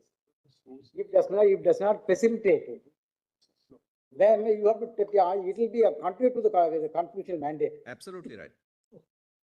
If you tell You people have that to if you are make accepting. the bottom of pristine quality, and then you have to take it forward. Correct. But if you make it much weaker, then it will justify the structure and keep going in appeal, revision, further appeal, SLPs. Absolutely right. This is the If your problem. lordship were to hold, my lord, that 233(2) permits civil judges to sit directly for this direct recruitment of higher judicial service, it would encourage so many more people to take the civil judges exam, because then they won't feel like once we are in here, it will take us 15, 16 years to become district judges. We are They excluded. will not come. So Yes, how do we encourage our juniors to take this examination? correct. So he is saying that if you answer that question in their favor, Yeah. then it. That's right. Come. Absolutely right, my lord. Because if right now they have the feeling, look, if I take this, I'm stuck. I can't sit for the higher judicial service exam. I can only go by promotion or limited departmental. And sometimes that you becoming eligible for that limited departmental comparative examination comes after, my lord, the date where you can be considered for promotion. And very often it takes about 14, 15 years.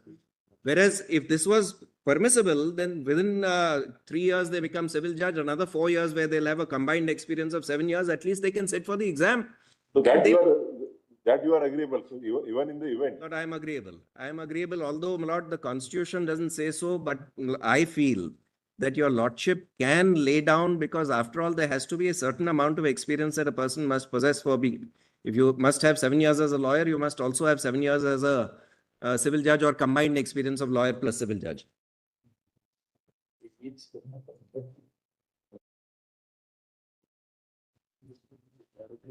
What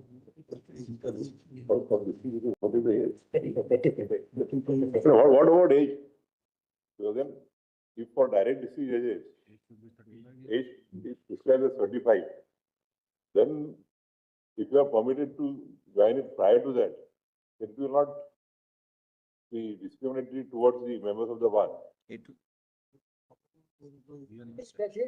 a gender restriction. It should be so long That as. goes along with, see now, even for the lawyers also, age Yeah, restriction is there. That's what. That gender restriction will be there. Age has to be. It is another requirement. Age is another requirement.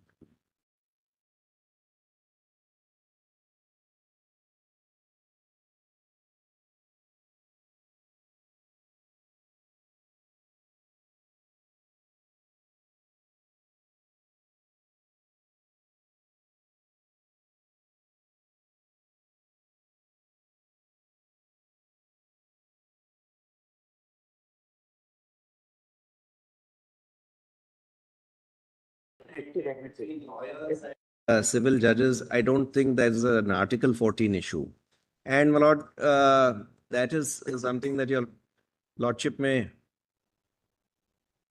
that is something that your lordship may consider whether it should be lowered for both the categories, namely for lawyers also and for civil judges also, as to whether they would be more encouraged to take civil judgeship or even district, the higher judicial service exam if it was less.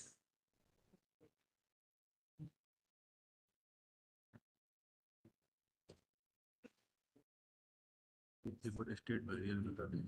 They cannot go outside the state.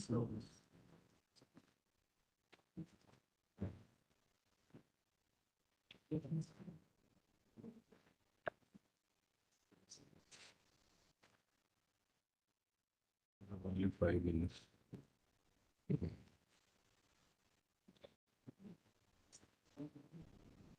I was showing your lordship about the Shetty Commission recommendations. They realized that, look, this is a huge point of frustration for civil judges, and recommended that they should be permitted to take the higher judicial service exam, because till then, my lord, it had become a sort of a established norm that they were excluded.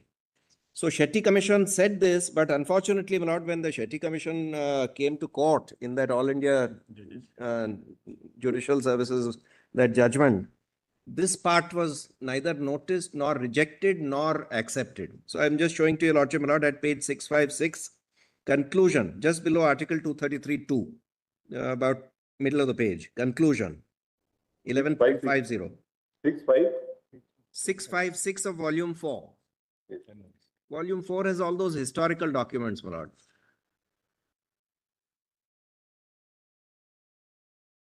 We have given our anxious consideration to the views and comments expressed by the respondents to our questions 8.3 and 8.4. The majority of the high courts and the service associations, barring a couple of them, are for giving an opportunity to the service judges for direct recruitment of district judges. Even some of the governments are in favor of such a move. The reasons given in support of the proposal are that it would promote efficiency, improve discipline in judicial service, and make the officers to work more efficiently, diligently, and sincerely. We are highly impressed by the reasons given by the High Courts of Allahabad, Bombay, Punjab and Haryana and the All India Judges Association. If meritorious young blood should be introduced in the mixed cadre, there is no reason why merited serving judges should be excluded from consideration for direct recruitment. In such selection, the High Court will have an opportunity to assess their merit, the merit of serving judges as against the merits of the competent advocates. The Bombay High Court has rightly observed that the High Court in such selection will have an added advantage of assessing the service judges on the basis of their work and confidential records. So, and the next page also, my lords, up to about 11.58 are the relevant parts of the Shetty Commission report. I know, my lord, I'm running out of time. That's why I'm just No, you tell us what are the paragraphs which are relevant to that. up to, my lord, from 11.50 up to 11.58. We have eaten into your time in between. That is part of my time, my You have lord. to finish it in 3 days. No? That is always part of the lawyer's time. Your lordship's questions are most welcome, my lord. That helps us to. Unless your lordship, Yeah, good, Ravi. it's not fruitful. I was saying, Mostly what everybody would be doing is saying that we will not repeat anything but repeating the same argument. We will try not to do it. Or you have an Lord- experience, I have an experience of more than 6 years now. So. Which of the interpretation of the hotel. Lord, just one judgment I want your lordship to see. There is Hotel Balaji. Where is that? Balaji. Hmm? Volume 7. This 233 A and B, Yes, 1 and 2. yes, You mean to say in 2, if a person is having 7 years of service, then he's eligible. No. According to him, he should have a combined experience of 7 years. 7 years service or combined experience as a lawyer and a service. although, my Or, lord, or if he's a lawyer, then minimum 7 years as a lawyer. So these 3 propositions. yeah, you have. correct. Although, my lord, Please stop there. Because under 217 also, yes, 10 years service, yes, 10 years as a lawyer, yes, and suppose somebody is a judge for 9 years and he resigns. He's a lawyer, he's a lawyer for 1 year, then the 9 years experience has to be included. correct. That explanation double A. Yes, sir. Absolutely right, my lord. Double A. Yes, explanation double A. Even if he is a lawyer even for a day, Yeah, so and if completes 10 years, then he's eligible. correct. Absolutely right.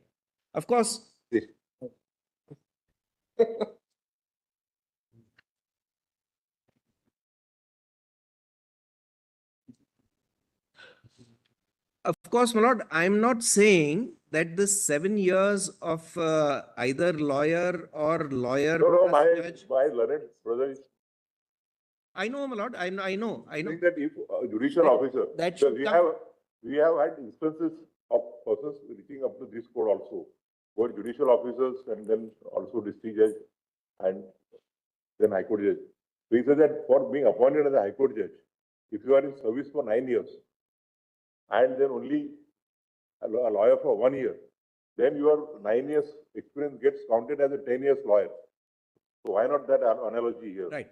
Now, my lord, I was just explaining that, and I'm grateful for your lordship's observation, but I'm just saying that that requirement of 7 years as civil judge would not come from the constitution. If your lordship just comes back to 233, that would come from your lordship's, my lord, Article 142 powers, namely, as your lordship has done recently, that lay down that, So it can be, by applying the principle of harmonious constitution, also it can be said although, that if the constitution Uh, requires a 7 years experience as a lawyer, correct. then by same analogy, a person who is not having 7 years combined experience as I a lawyer agree. or I agree, my lord, but that, that explanation there's a lot double A, lot of debate on 142 now.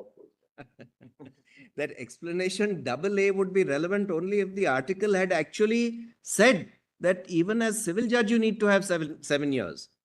So therefore, there the hybrid, etc., would come into play. But, my lord, 233 doesn't say anything about the experience as a civil judge. It only says those That we will have to read. that your lordship can read into it. Yes, whether 142 or whether lordship reads Subject it. to hearing them, otherwise they will say that. हाँ, now just कहाँ है वो hotel वाले? So you see, इसमें मेरे case law में है ना? Lord, just one judgment I want to read on the aspect of that you can't use subordinate legislation to interpret is there any judgment necessary on that proposition? no, quite, but your lordship must pronounce that judgment because, my lord, I'll tell your lordship why. I have been using this argument in several cases because it's an obvious proposition in my mind. Namely, how can you use the rule to interpret a provision of an act? The rules and the statute. Supposing there is no will conflict. go away. Supposing There is a conflict between a constitutional provision and the statutory provision. that's Kelson's pure theory of law, but that's a slightly different, my lord. Supposing there is no conflict, can you use a rule to say this is what the act means? And according to me, you can't for the simple reason that otherwise by amending the rule, can you say that, all right, now the act means something different? The act, what it means will have to be seen on its own. The rule can't change the meaning of the act. And I had been, my lord, Yes, please tell us. Volume 7, page 4240. Volume 57, no? Sorry, volume 57. Roman 57. page 4240. This is 1993 supplement 4 SCC 536. After having looked for it for several years, my lord, one of my juniors found it yesterday. He deserves compliment. What is the law laid down? The law laid down is, my lord, if your lordship has para 17 and then 31 and 32. 4257 is para 17. Hotel Balaji and others. Yes.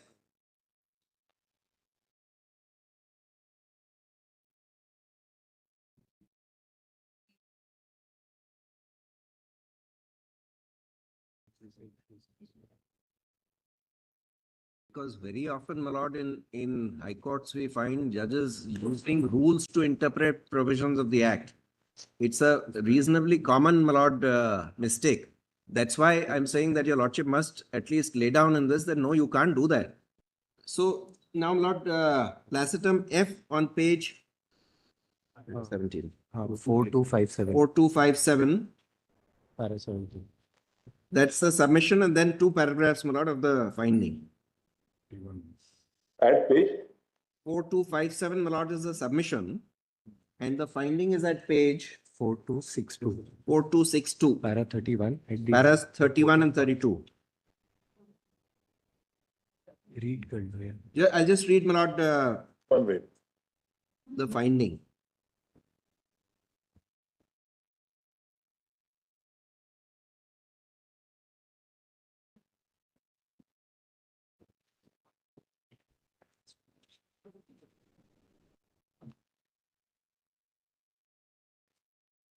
Go to 62. 4262. 31. 31.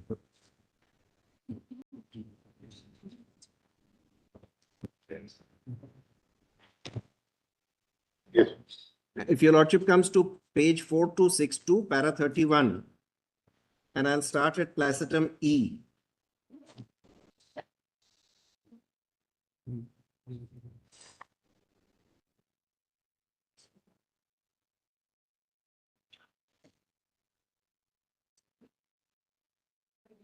Four two six two. Yes, Placidum E. para 31. The argument raises. This argument raises in turn the question, how far is it permissible to refer to the rules made under an act while judging the legislative competence of a legislature to enact the particular provision? The necessity and significance of the delegated legislation is well accepted and needs no elaboration at our hands. Even so, it is well to remind ourselves that rules represent subordinate legislation. They cannot travel beyond the purview of the act.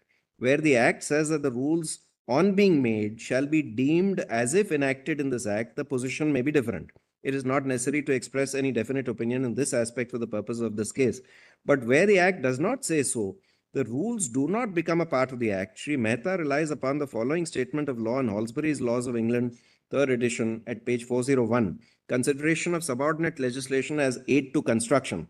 Where a statute provides that subordinate legislation made under it is to have effective as if enacted in the statute, such legislation may be referred to for the purpose of construing a provision in the statute itself. Where a statute does not contain a provision and does not confer any power to modify the application of the statute by subordinate legislation, it is clear that subordinate legislation made under the statute cannot alter or vary the meaning of the statute itself, where it is unambiguous, and it is doubtful whether such legislation can be referred to for the purpose of construing an expression in the statute, even if the meaning of the expression is ambiguous. He says that this statement of law has been referred to with approval by Justice Hegde in his opinion in J.K. Steel Limited versus Union of India. Though in the opinion of Justice Hegde is a dissenting one, he submits the majority is not held to the contrary on this aspect. He also relies upon English decisions referred to in the opinion of Justice Hegde and points out that no decision of this court has expressed any opinion on the subject, a fact noted by Justice Hegde. He commends the view taken by Justice Hegde for our acceptance. Sri Mehta points out that further Section 86, which confers the rule-making power upon the government, does not say that the rules when made shall be treated as if enacted in the act. Being a rule made by the government, he says, Rule 42E can be deleted, amended, modified at any time. In such situation, the legislative competence of a legislature to enact a particular provision in the act cannot be made to depend upon the rule or rules, as the case may be, obtaining at a given point of time, he submits. We are inclined to agree with learned counsel. His submission appears to represent the correct principle in matters where the legislative competence of a legislature. So, of course, this was about legislative competence, but even when you are construing the provision, You can't if you are construing a statutory provision, right? it can't be construed on a both. So this was with regard to whether the rules could be read as a statute. Yes, So for that, if there is a substantive provision in the statute that the rules will have to be read as a part of a statute, then it's a different matter. right, If absolutely. the statute does not provide for that, then the rules are always subordinate to the Correct. statute. And any change in the rules can't change the meaning of the act. And statute would always be subordinate to the constitution. Correct. So you can't read a statutory provision to interpret a constitutional provision. Right, absolutely right. And so, and here they are trying to read rules to interpret a constitutional provision. I mean, 2 steps high. We have to I'm put- very grateful to Lordship. Thank you. In spite of our eating up on your time, you completed it.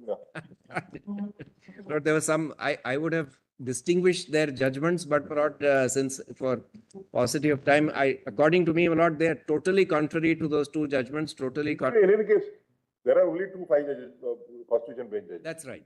The other, if there are 2 or 3 judges judgments, they may not bind us. Absolutely right. Absolutely right.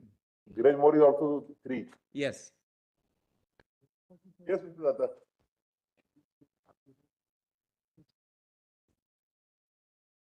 My submissions are in a very narrow scope. If your Lordship sees my You written are in which submission. number? Yes, I'm in SLP 3076. You can give the item number. 501.28. 0.28. Yes, my lord, my submissions are very limited. You can just tell us, you are a Yes, what, in simple judicial terms, officer. I was a lawyer. I practiced for 9 years. Then, my lord, I joined the judicial service. Practice for 9 years. I practiced, my lordship, just take my written submissions. The chart is there. It'll be easier, my lord. Take my written submissions. Starts at page 32. Written submission. Mr. Bhushan started his argument with your submission. Pardon me? Mr. Bhushan started your argument with your submission because your submission only contain all the 4 Yes. questions. In fact, I'm going to request your lordship that I'm asking 2 more questions to be taken because the focus of my submissions is that para 45 of Dhiraj More requires reconsideration. That is the short submission I'm making. Because in para 45 of Dhiraj More, they've added 3 new conditions into Article 233(2), which I'm submitting requires reconsideration at your lordship's hands. That's the But problem. if we answer question number 4 Yes. in the affirmative, Lord, what my submission is, but still, even if your lordship answers question number 4, the para 45 will still be a law under Article 141, because what the court has said, 7 years means 7 years continuous up to the cutoff date. So, Lord, there is a question as to whether what's the meaning of the word immediate past. So ultimately what Dhiraj More says is, suppose tomorrow I appear, I'm going to apply for the post of a district judge, I write the exam. Then on the cutoff date, that is the date of the application, I should be 7 years in continuous service on the date of my application. It goes on to say I should also be 7 years on my date of appointment. That's the problem. on the rate of appointment also. Also. So that is the problem. So suppose if you appear for 2 examinations, Yes, the district judge and the civil judge, yes, you get selected as a junior division. So that result comes first yes, and you join that. yes. And thereafter, when you are also selected for the district judge, the result comes 6 months thereafter. According to that, I'll be disqualified. Because I must be 7 years on the date of appointment also. Matter is there. That is the fact. Kerala matter is there on this surface. Facts in Vijay Kumar Mishra. Because- What your lordships have recounted are the facts in Vijay Kumar Mishra, which was answered in favor of the petitioners by saying that you can resign and join because they distincted between the process of selection and appointment. Because the qualification will have to be as on the date of the application. Application, exactly. That's my point. It did not go. And number 1. And secondly,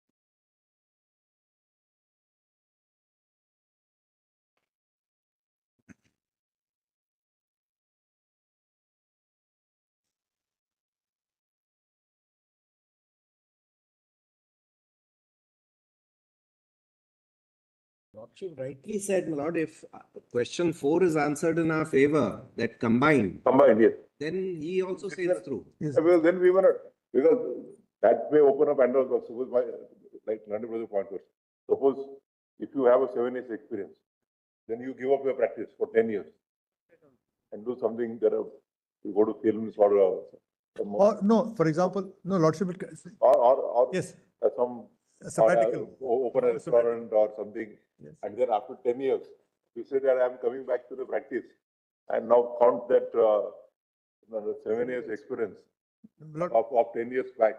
no, suppose I practice for 10 years and then I join, say, I become a lecturer in a college. And then I decide to write the exam. What is the bar? Number one.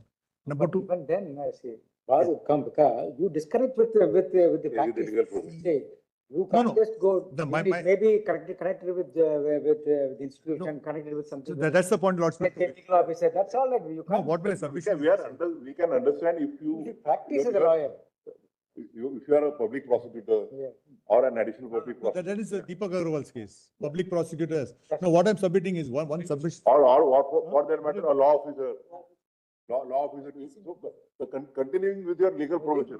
No, But my if submission, you are- once I finish, what I'm proposing for saying is this. Once on the facts of my case, my lord, what they say is, on the date of your appointment, you had not practiced for 7 years. I had practiced for 10 years, then I became a judge for 4 years. Again, I practiced for 5 years. That's a different issue. That's the problem. That will cover what we If did. we answer question number 4 in the affirmative, Yes, yes. then you will stand concluded. But my other question is this. As my lords mentioned, ultimately the aim is to get the best possible pool for selection. Get in terms of quantity, you'll get the quality also. If you get a larger pool of consideration, you may get a better quality. What I'm putting to your lordship is this. As far as my client's facts are concerned, if your lordship accepts me, it sails through, no problem. But 2 points are there. Whether Dheeraj Moore is right in saying that the 7 years should be continuous on the cutoff date on date of appointment. That's one. It's very clear. I think the It's settlement. a date of appointment, date of application. Nobody can say that's appointment. So lordship will just Unless para 45. it is so there. Exactly. No, if your lordship, then I will save time. The other larger question I'm saying is this, my lord. Suppose, my lord, please see para 45. Please see para 45 first. Yes. Straight away at page 37 of my submissions. Sir. You're reading, Dheeraj Mohan. And the same thing is reiterated in the conclusion. So I'll just read para 45. In view of the aforesaid discussion, we are of the opinion. Para 45 reproduced at page 37 of my written submissions. Para 5.1.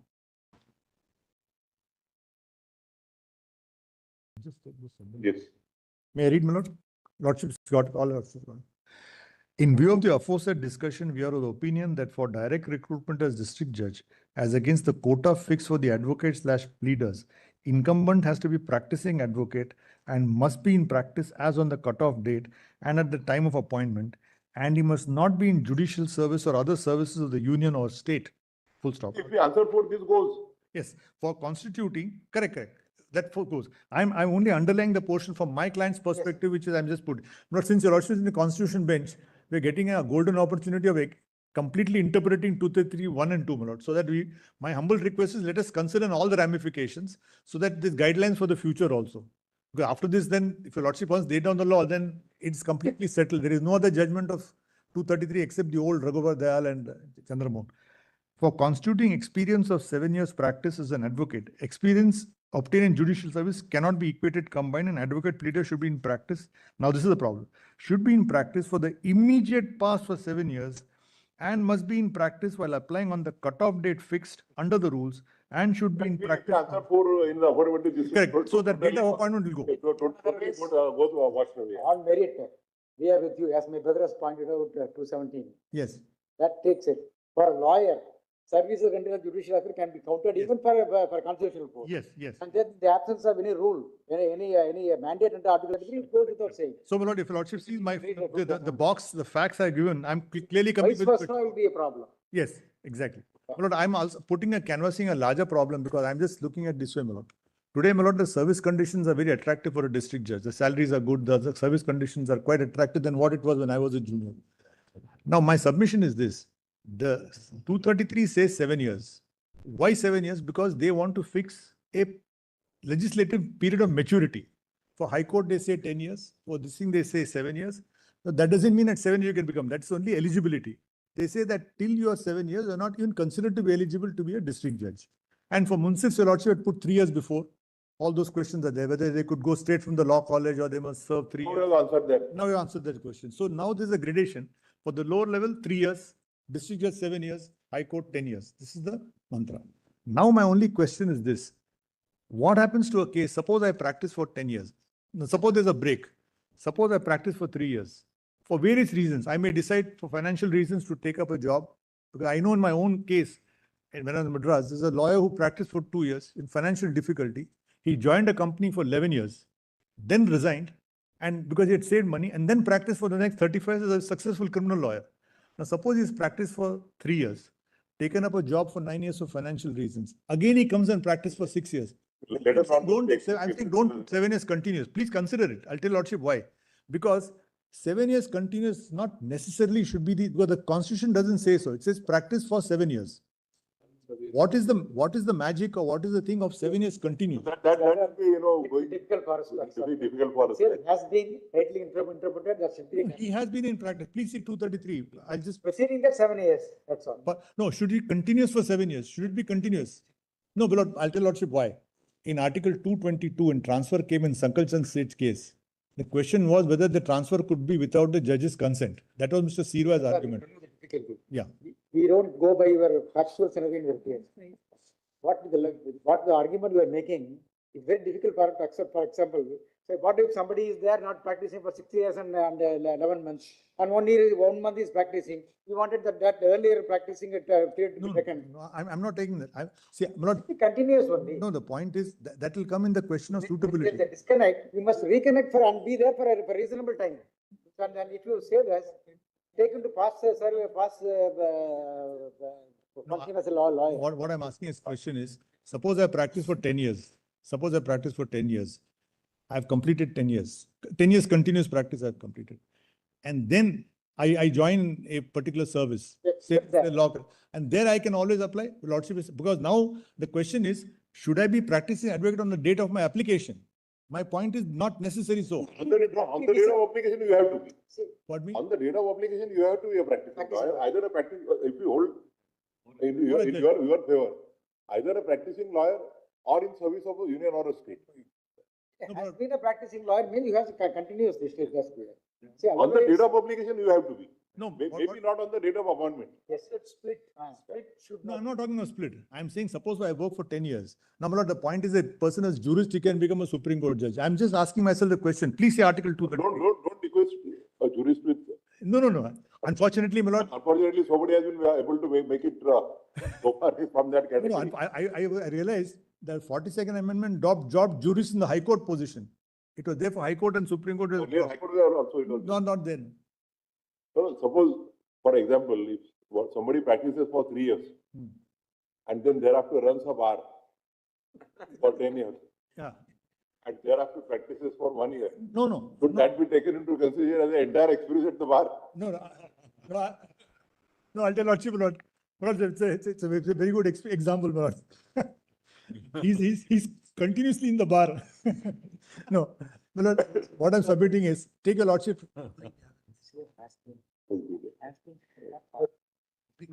No, Lordship will kindly see. No, please see 233. Too hazardous. He'll have. No. What I'm submitting is 2 questions, my lord. Suppose he has finished 7 years completely. He then takes Yeah, up a yeah, job, yeah, right. and then he resigns, and then on the date of We application, don't want, Then we don't want to accept. it will be still covered by 4. Yes. that's enough. If 4 is answering the affirmative, then it will be covered by 4. 3 years practice, 3 years in service, again 2 years at the bar. Judicial service. Judicial or public prosecutor or I'll put it this way, my law lord. officer or something, No, something to do with law. Yes. No, I'll put it this way. Suppose a person is in practice for 10 years. He joins a tribunal. Because now today the whole difficulty in tribunal, you can't be more than 4 years.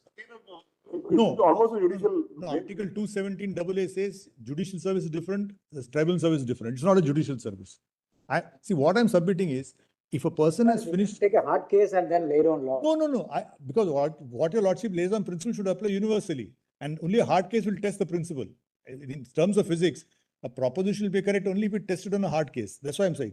Lordship will just see 233 and I'll not go because my time is up just to, because There are 12 more minutes. 12 more minutes. I'll try to finish in before that. Tell Lordship why. Please consider 233, madam. Yes. Yes, 233-2 I'm on. yes. I'm saying whether we can add the adjective continuous. And that was added by Deepak Agarwal by Justice Lodha, where he said it's in the present perfect continuous tense. My submission is there is no present perfect continuous tense. I'm coming to that. Please kindly see para 233-2. A person not already in service of the union or the state shall only be eligible to be appointed a district judge if he has been for not less than 7 years an advocate or a pleader and is recommended by the High Court for appointment. So if a person has finished 7 years appointment, now two questions are there. Whether 7 years should be unbroken, number one, or it could be that he practices for 3-4 years. For various reasons, he has to leave the practice, he works, again he resigns, again he practices for 7 years or 10 years. What happens? You have not been a lawyer for 7 years. If you are not connected with law for In the aggregate. Has been, you see, past you can't bring it into the present. That's a No, difficulty. no, he has been a The lawyer. Honorable Chief said, on the date of the application, you should have put in continuous 7 years, and on that day you should be a lawyer. That's all. either a lawyer or a member of the service. Malon, I'm grateful. Lordship is now cleared. Let's not go to date of appointment. Let's fix to date of appointment. Date of publication, Date of application. like the example we gave you. I don't think they can Somebody- put that also. Yes. If two applications are held, two Yeah. selection was held simultaneously, the JMFC and one appears for both. The JMFC comes earlier, he joins. Lordship will And just, thereafter, after 1 year. correct. Unjust. That can't be to the detriment of a person. And the person who applied, he can't indefinitely wait till the till appointment. the- Exactly. I'm only requesting my lord to say that 7 years, it need not be non-stop for a person. So that, we are saying combined. We are saying, if we answer in the positive, Yes. we say combined 7 years experience. So it That's could be initial 2 years as a lawyer, Yes. then 3 years as in service. You resign from the service, again you are immediately start practicing. Then you come, have 2 years of 5 years. practice. 3 plus 5, 8 years. Plus 2. Yes. It makes out 7. Yes, enough. So Lordship will say that it's in the aggregate, not continuous, because what?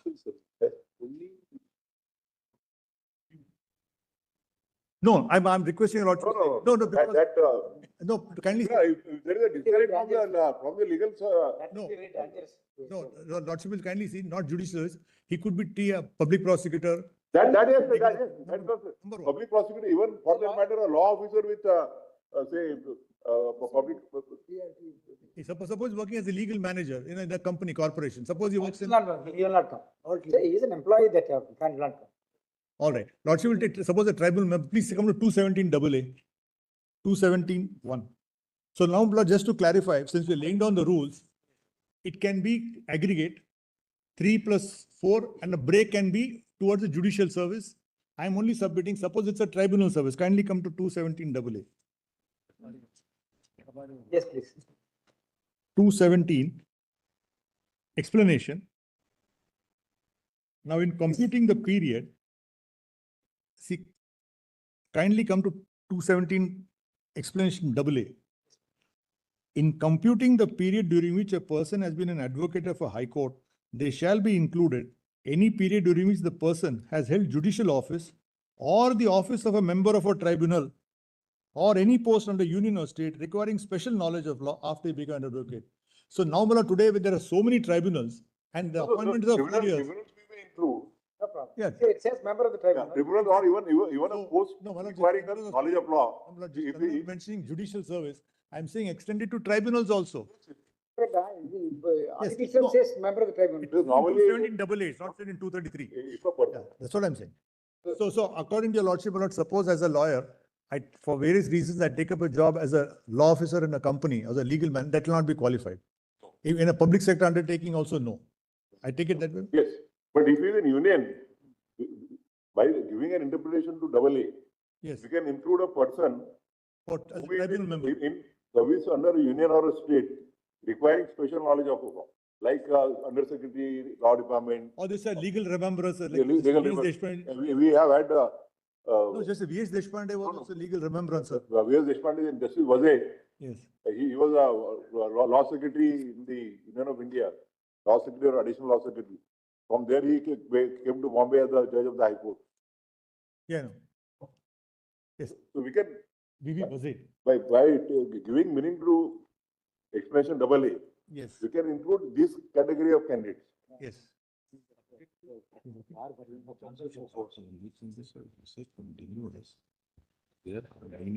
Sorry, madam. But that will create complications. A person is in JAG branch, Judge and Advocate General branch, whether he'll be included or not. Yes, he will be included because he will be in the service of Union. You know.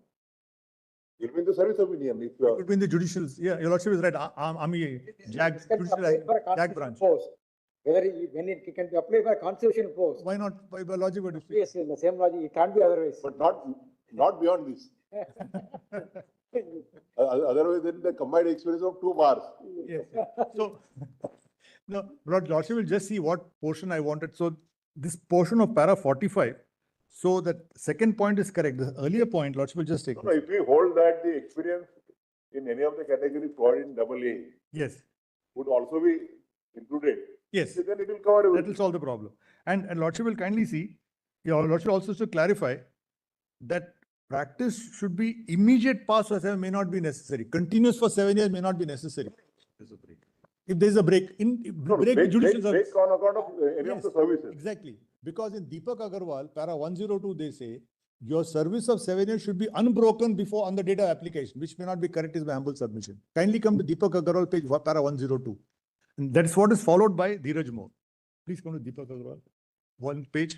So we will say that, say, first, as Honorable Chief said, it will become unbroken. If you add with both these two, it will become unbroken only. Once, it will not break. Whether you work as a lawyer or a judicial service, it will not break. Whether work as a lawyer Continue plus service. 217 AA categories. That's correct. Only to that category. That category, yes. Yes. So lordship, to that extent, 102 of Deepak may have to be overruled. Kindly come to volume 5.2. Yes. Volume 5.2. Page 86 of the current complaint. Okay, fine. Which I've just handed over. Can I borrow it? Yes, sure. Page 86, you can take this, that's my part. You're okay with that? Yes, yes.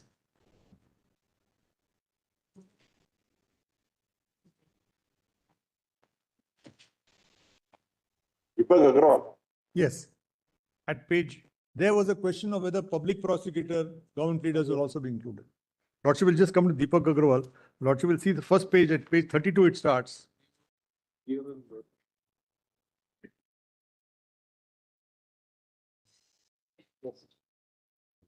The question before the court 1 minute. is set out at page 42.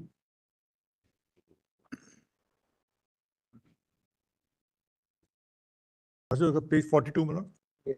So Lordship will know what is the controversy at page 42. May I read, Milord? Leave granted, that part, One more. page 42.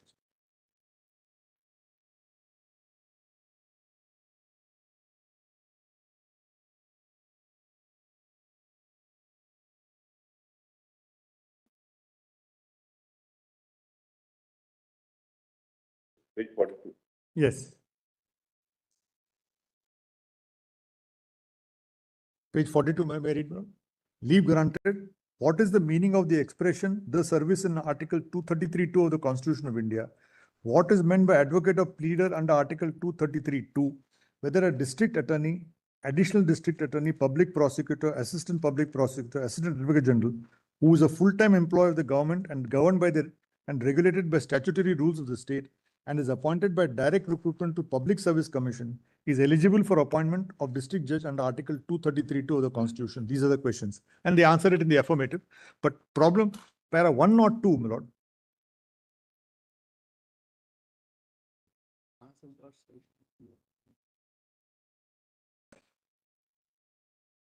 Read, my lord, 102 at page 86.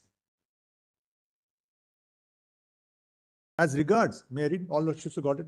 Yes. As regards the construction of the expression, if he has been for not less than 7 years as an advocate in Article 233(2) of the Constitution, we think Mr. So-and-so was right in his submission that this expression means 7 years as an advocate immediately preceding the application and not any 7 years any time in the past. This is clear by the use of has been. The So once present, we hold that combined experience of yes, a lawyer and a judicial officer and any of those categories yes. mentioned in explanation double A. So he need not be an advocate per se, because this paragraph says in Deepak Agarwal, advocate for continuous 7 years, which may not be correct. In your lordship's formula, advocate plus 217 double A plus, I could, 3 plus whatever it. That's it. So this paragraph may not be correct. This has been followed in paragraph 45 of Dheeraj More. So lordship may, because even what the lordship said, present perfect continuous tense is not correct. It's present perfect tense. If you say present perfect continuous, there must be a verb. Yeah, yeah, ing. ING. So we check Ren and Martin after a long time, my lord. I'm sorry to say, my lord, my children, there's no grammar in CBSE now. They don't understand what is Ren and Martin. No, there's no grammar in the syllabus now. Yes, not unknown, yes. So, my lord, my submission is my client's facts comes squarely to the point. She has finished 9 years, 4 years judicial service, and again 5 years. Therefore, selection should be. She was discontinued on the basis of para But 45 of we the. won't be deciding the question, we won't be deciding the individual. Yes. So, lordship, last 2 questions which I have raised, that lordship see if whether lordship wants to deal with them in my written submissions. Just see the last page. Well, I have done. Just. State of application. Page 39 of my written submission.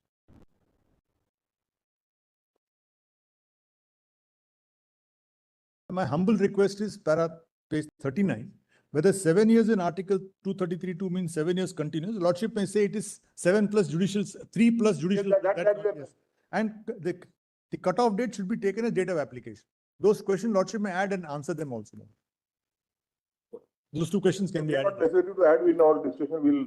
No, I leave it to you. For clarity for future, it will be obliged. I've also finished on time. Because it's not the taxation matter. Can I have my compiler? Yeah, please. Sorry. That compiler. Yeah, sorry. Sorry.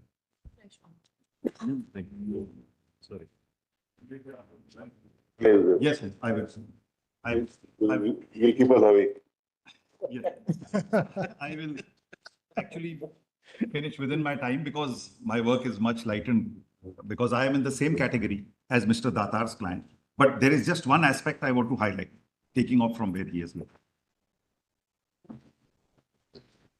Yes.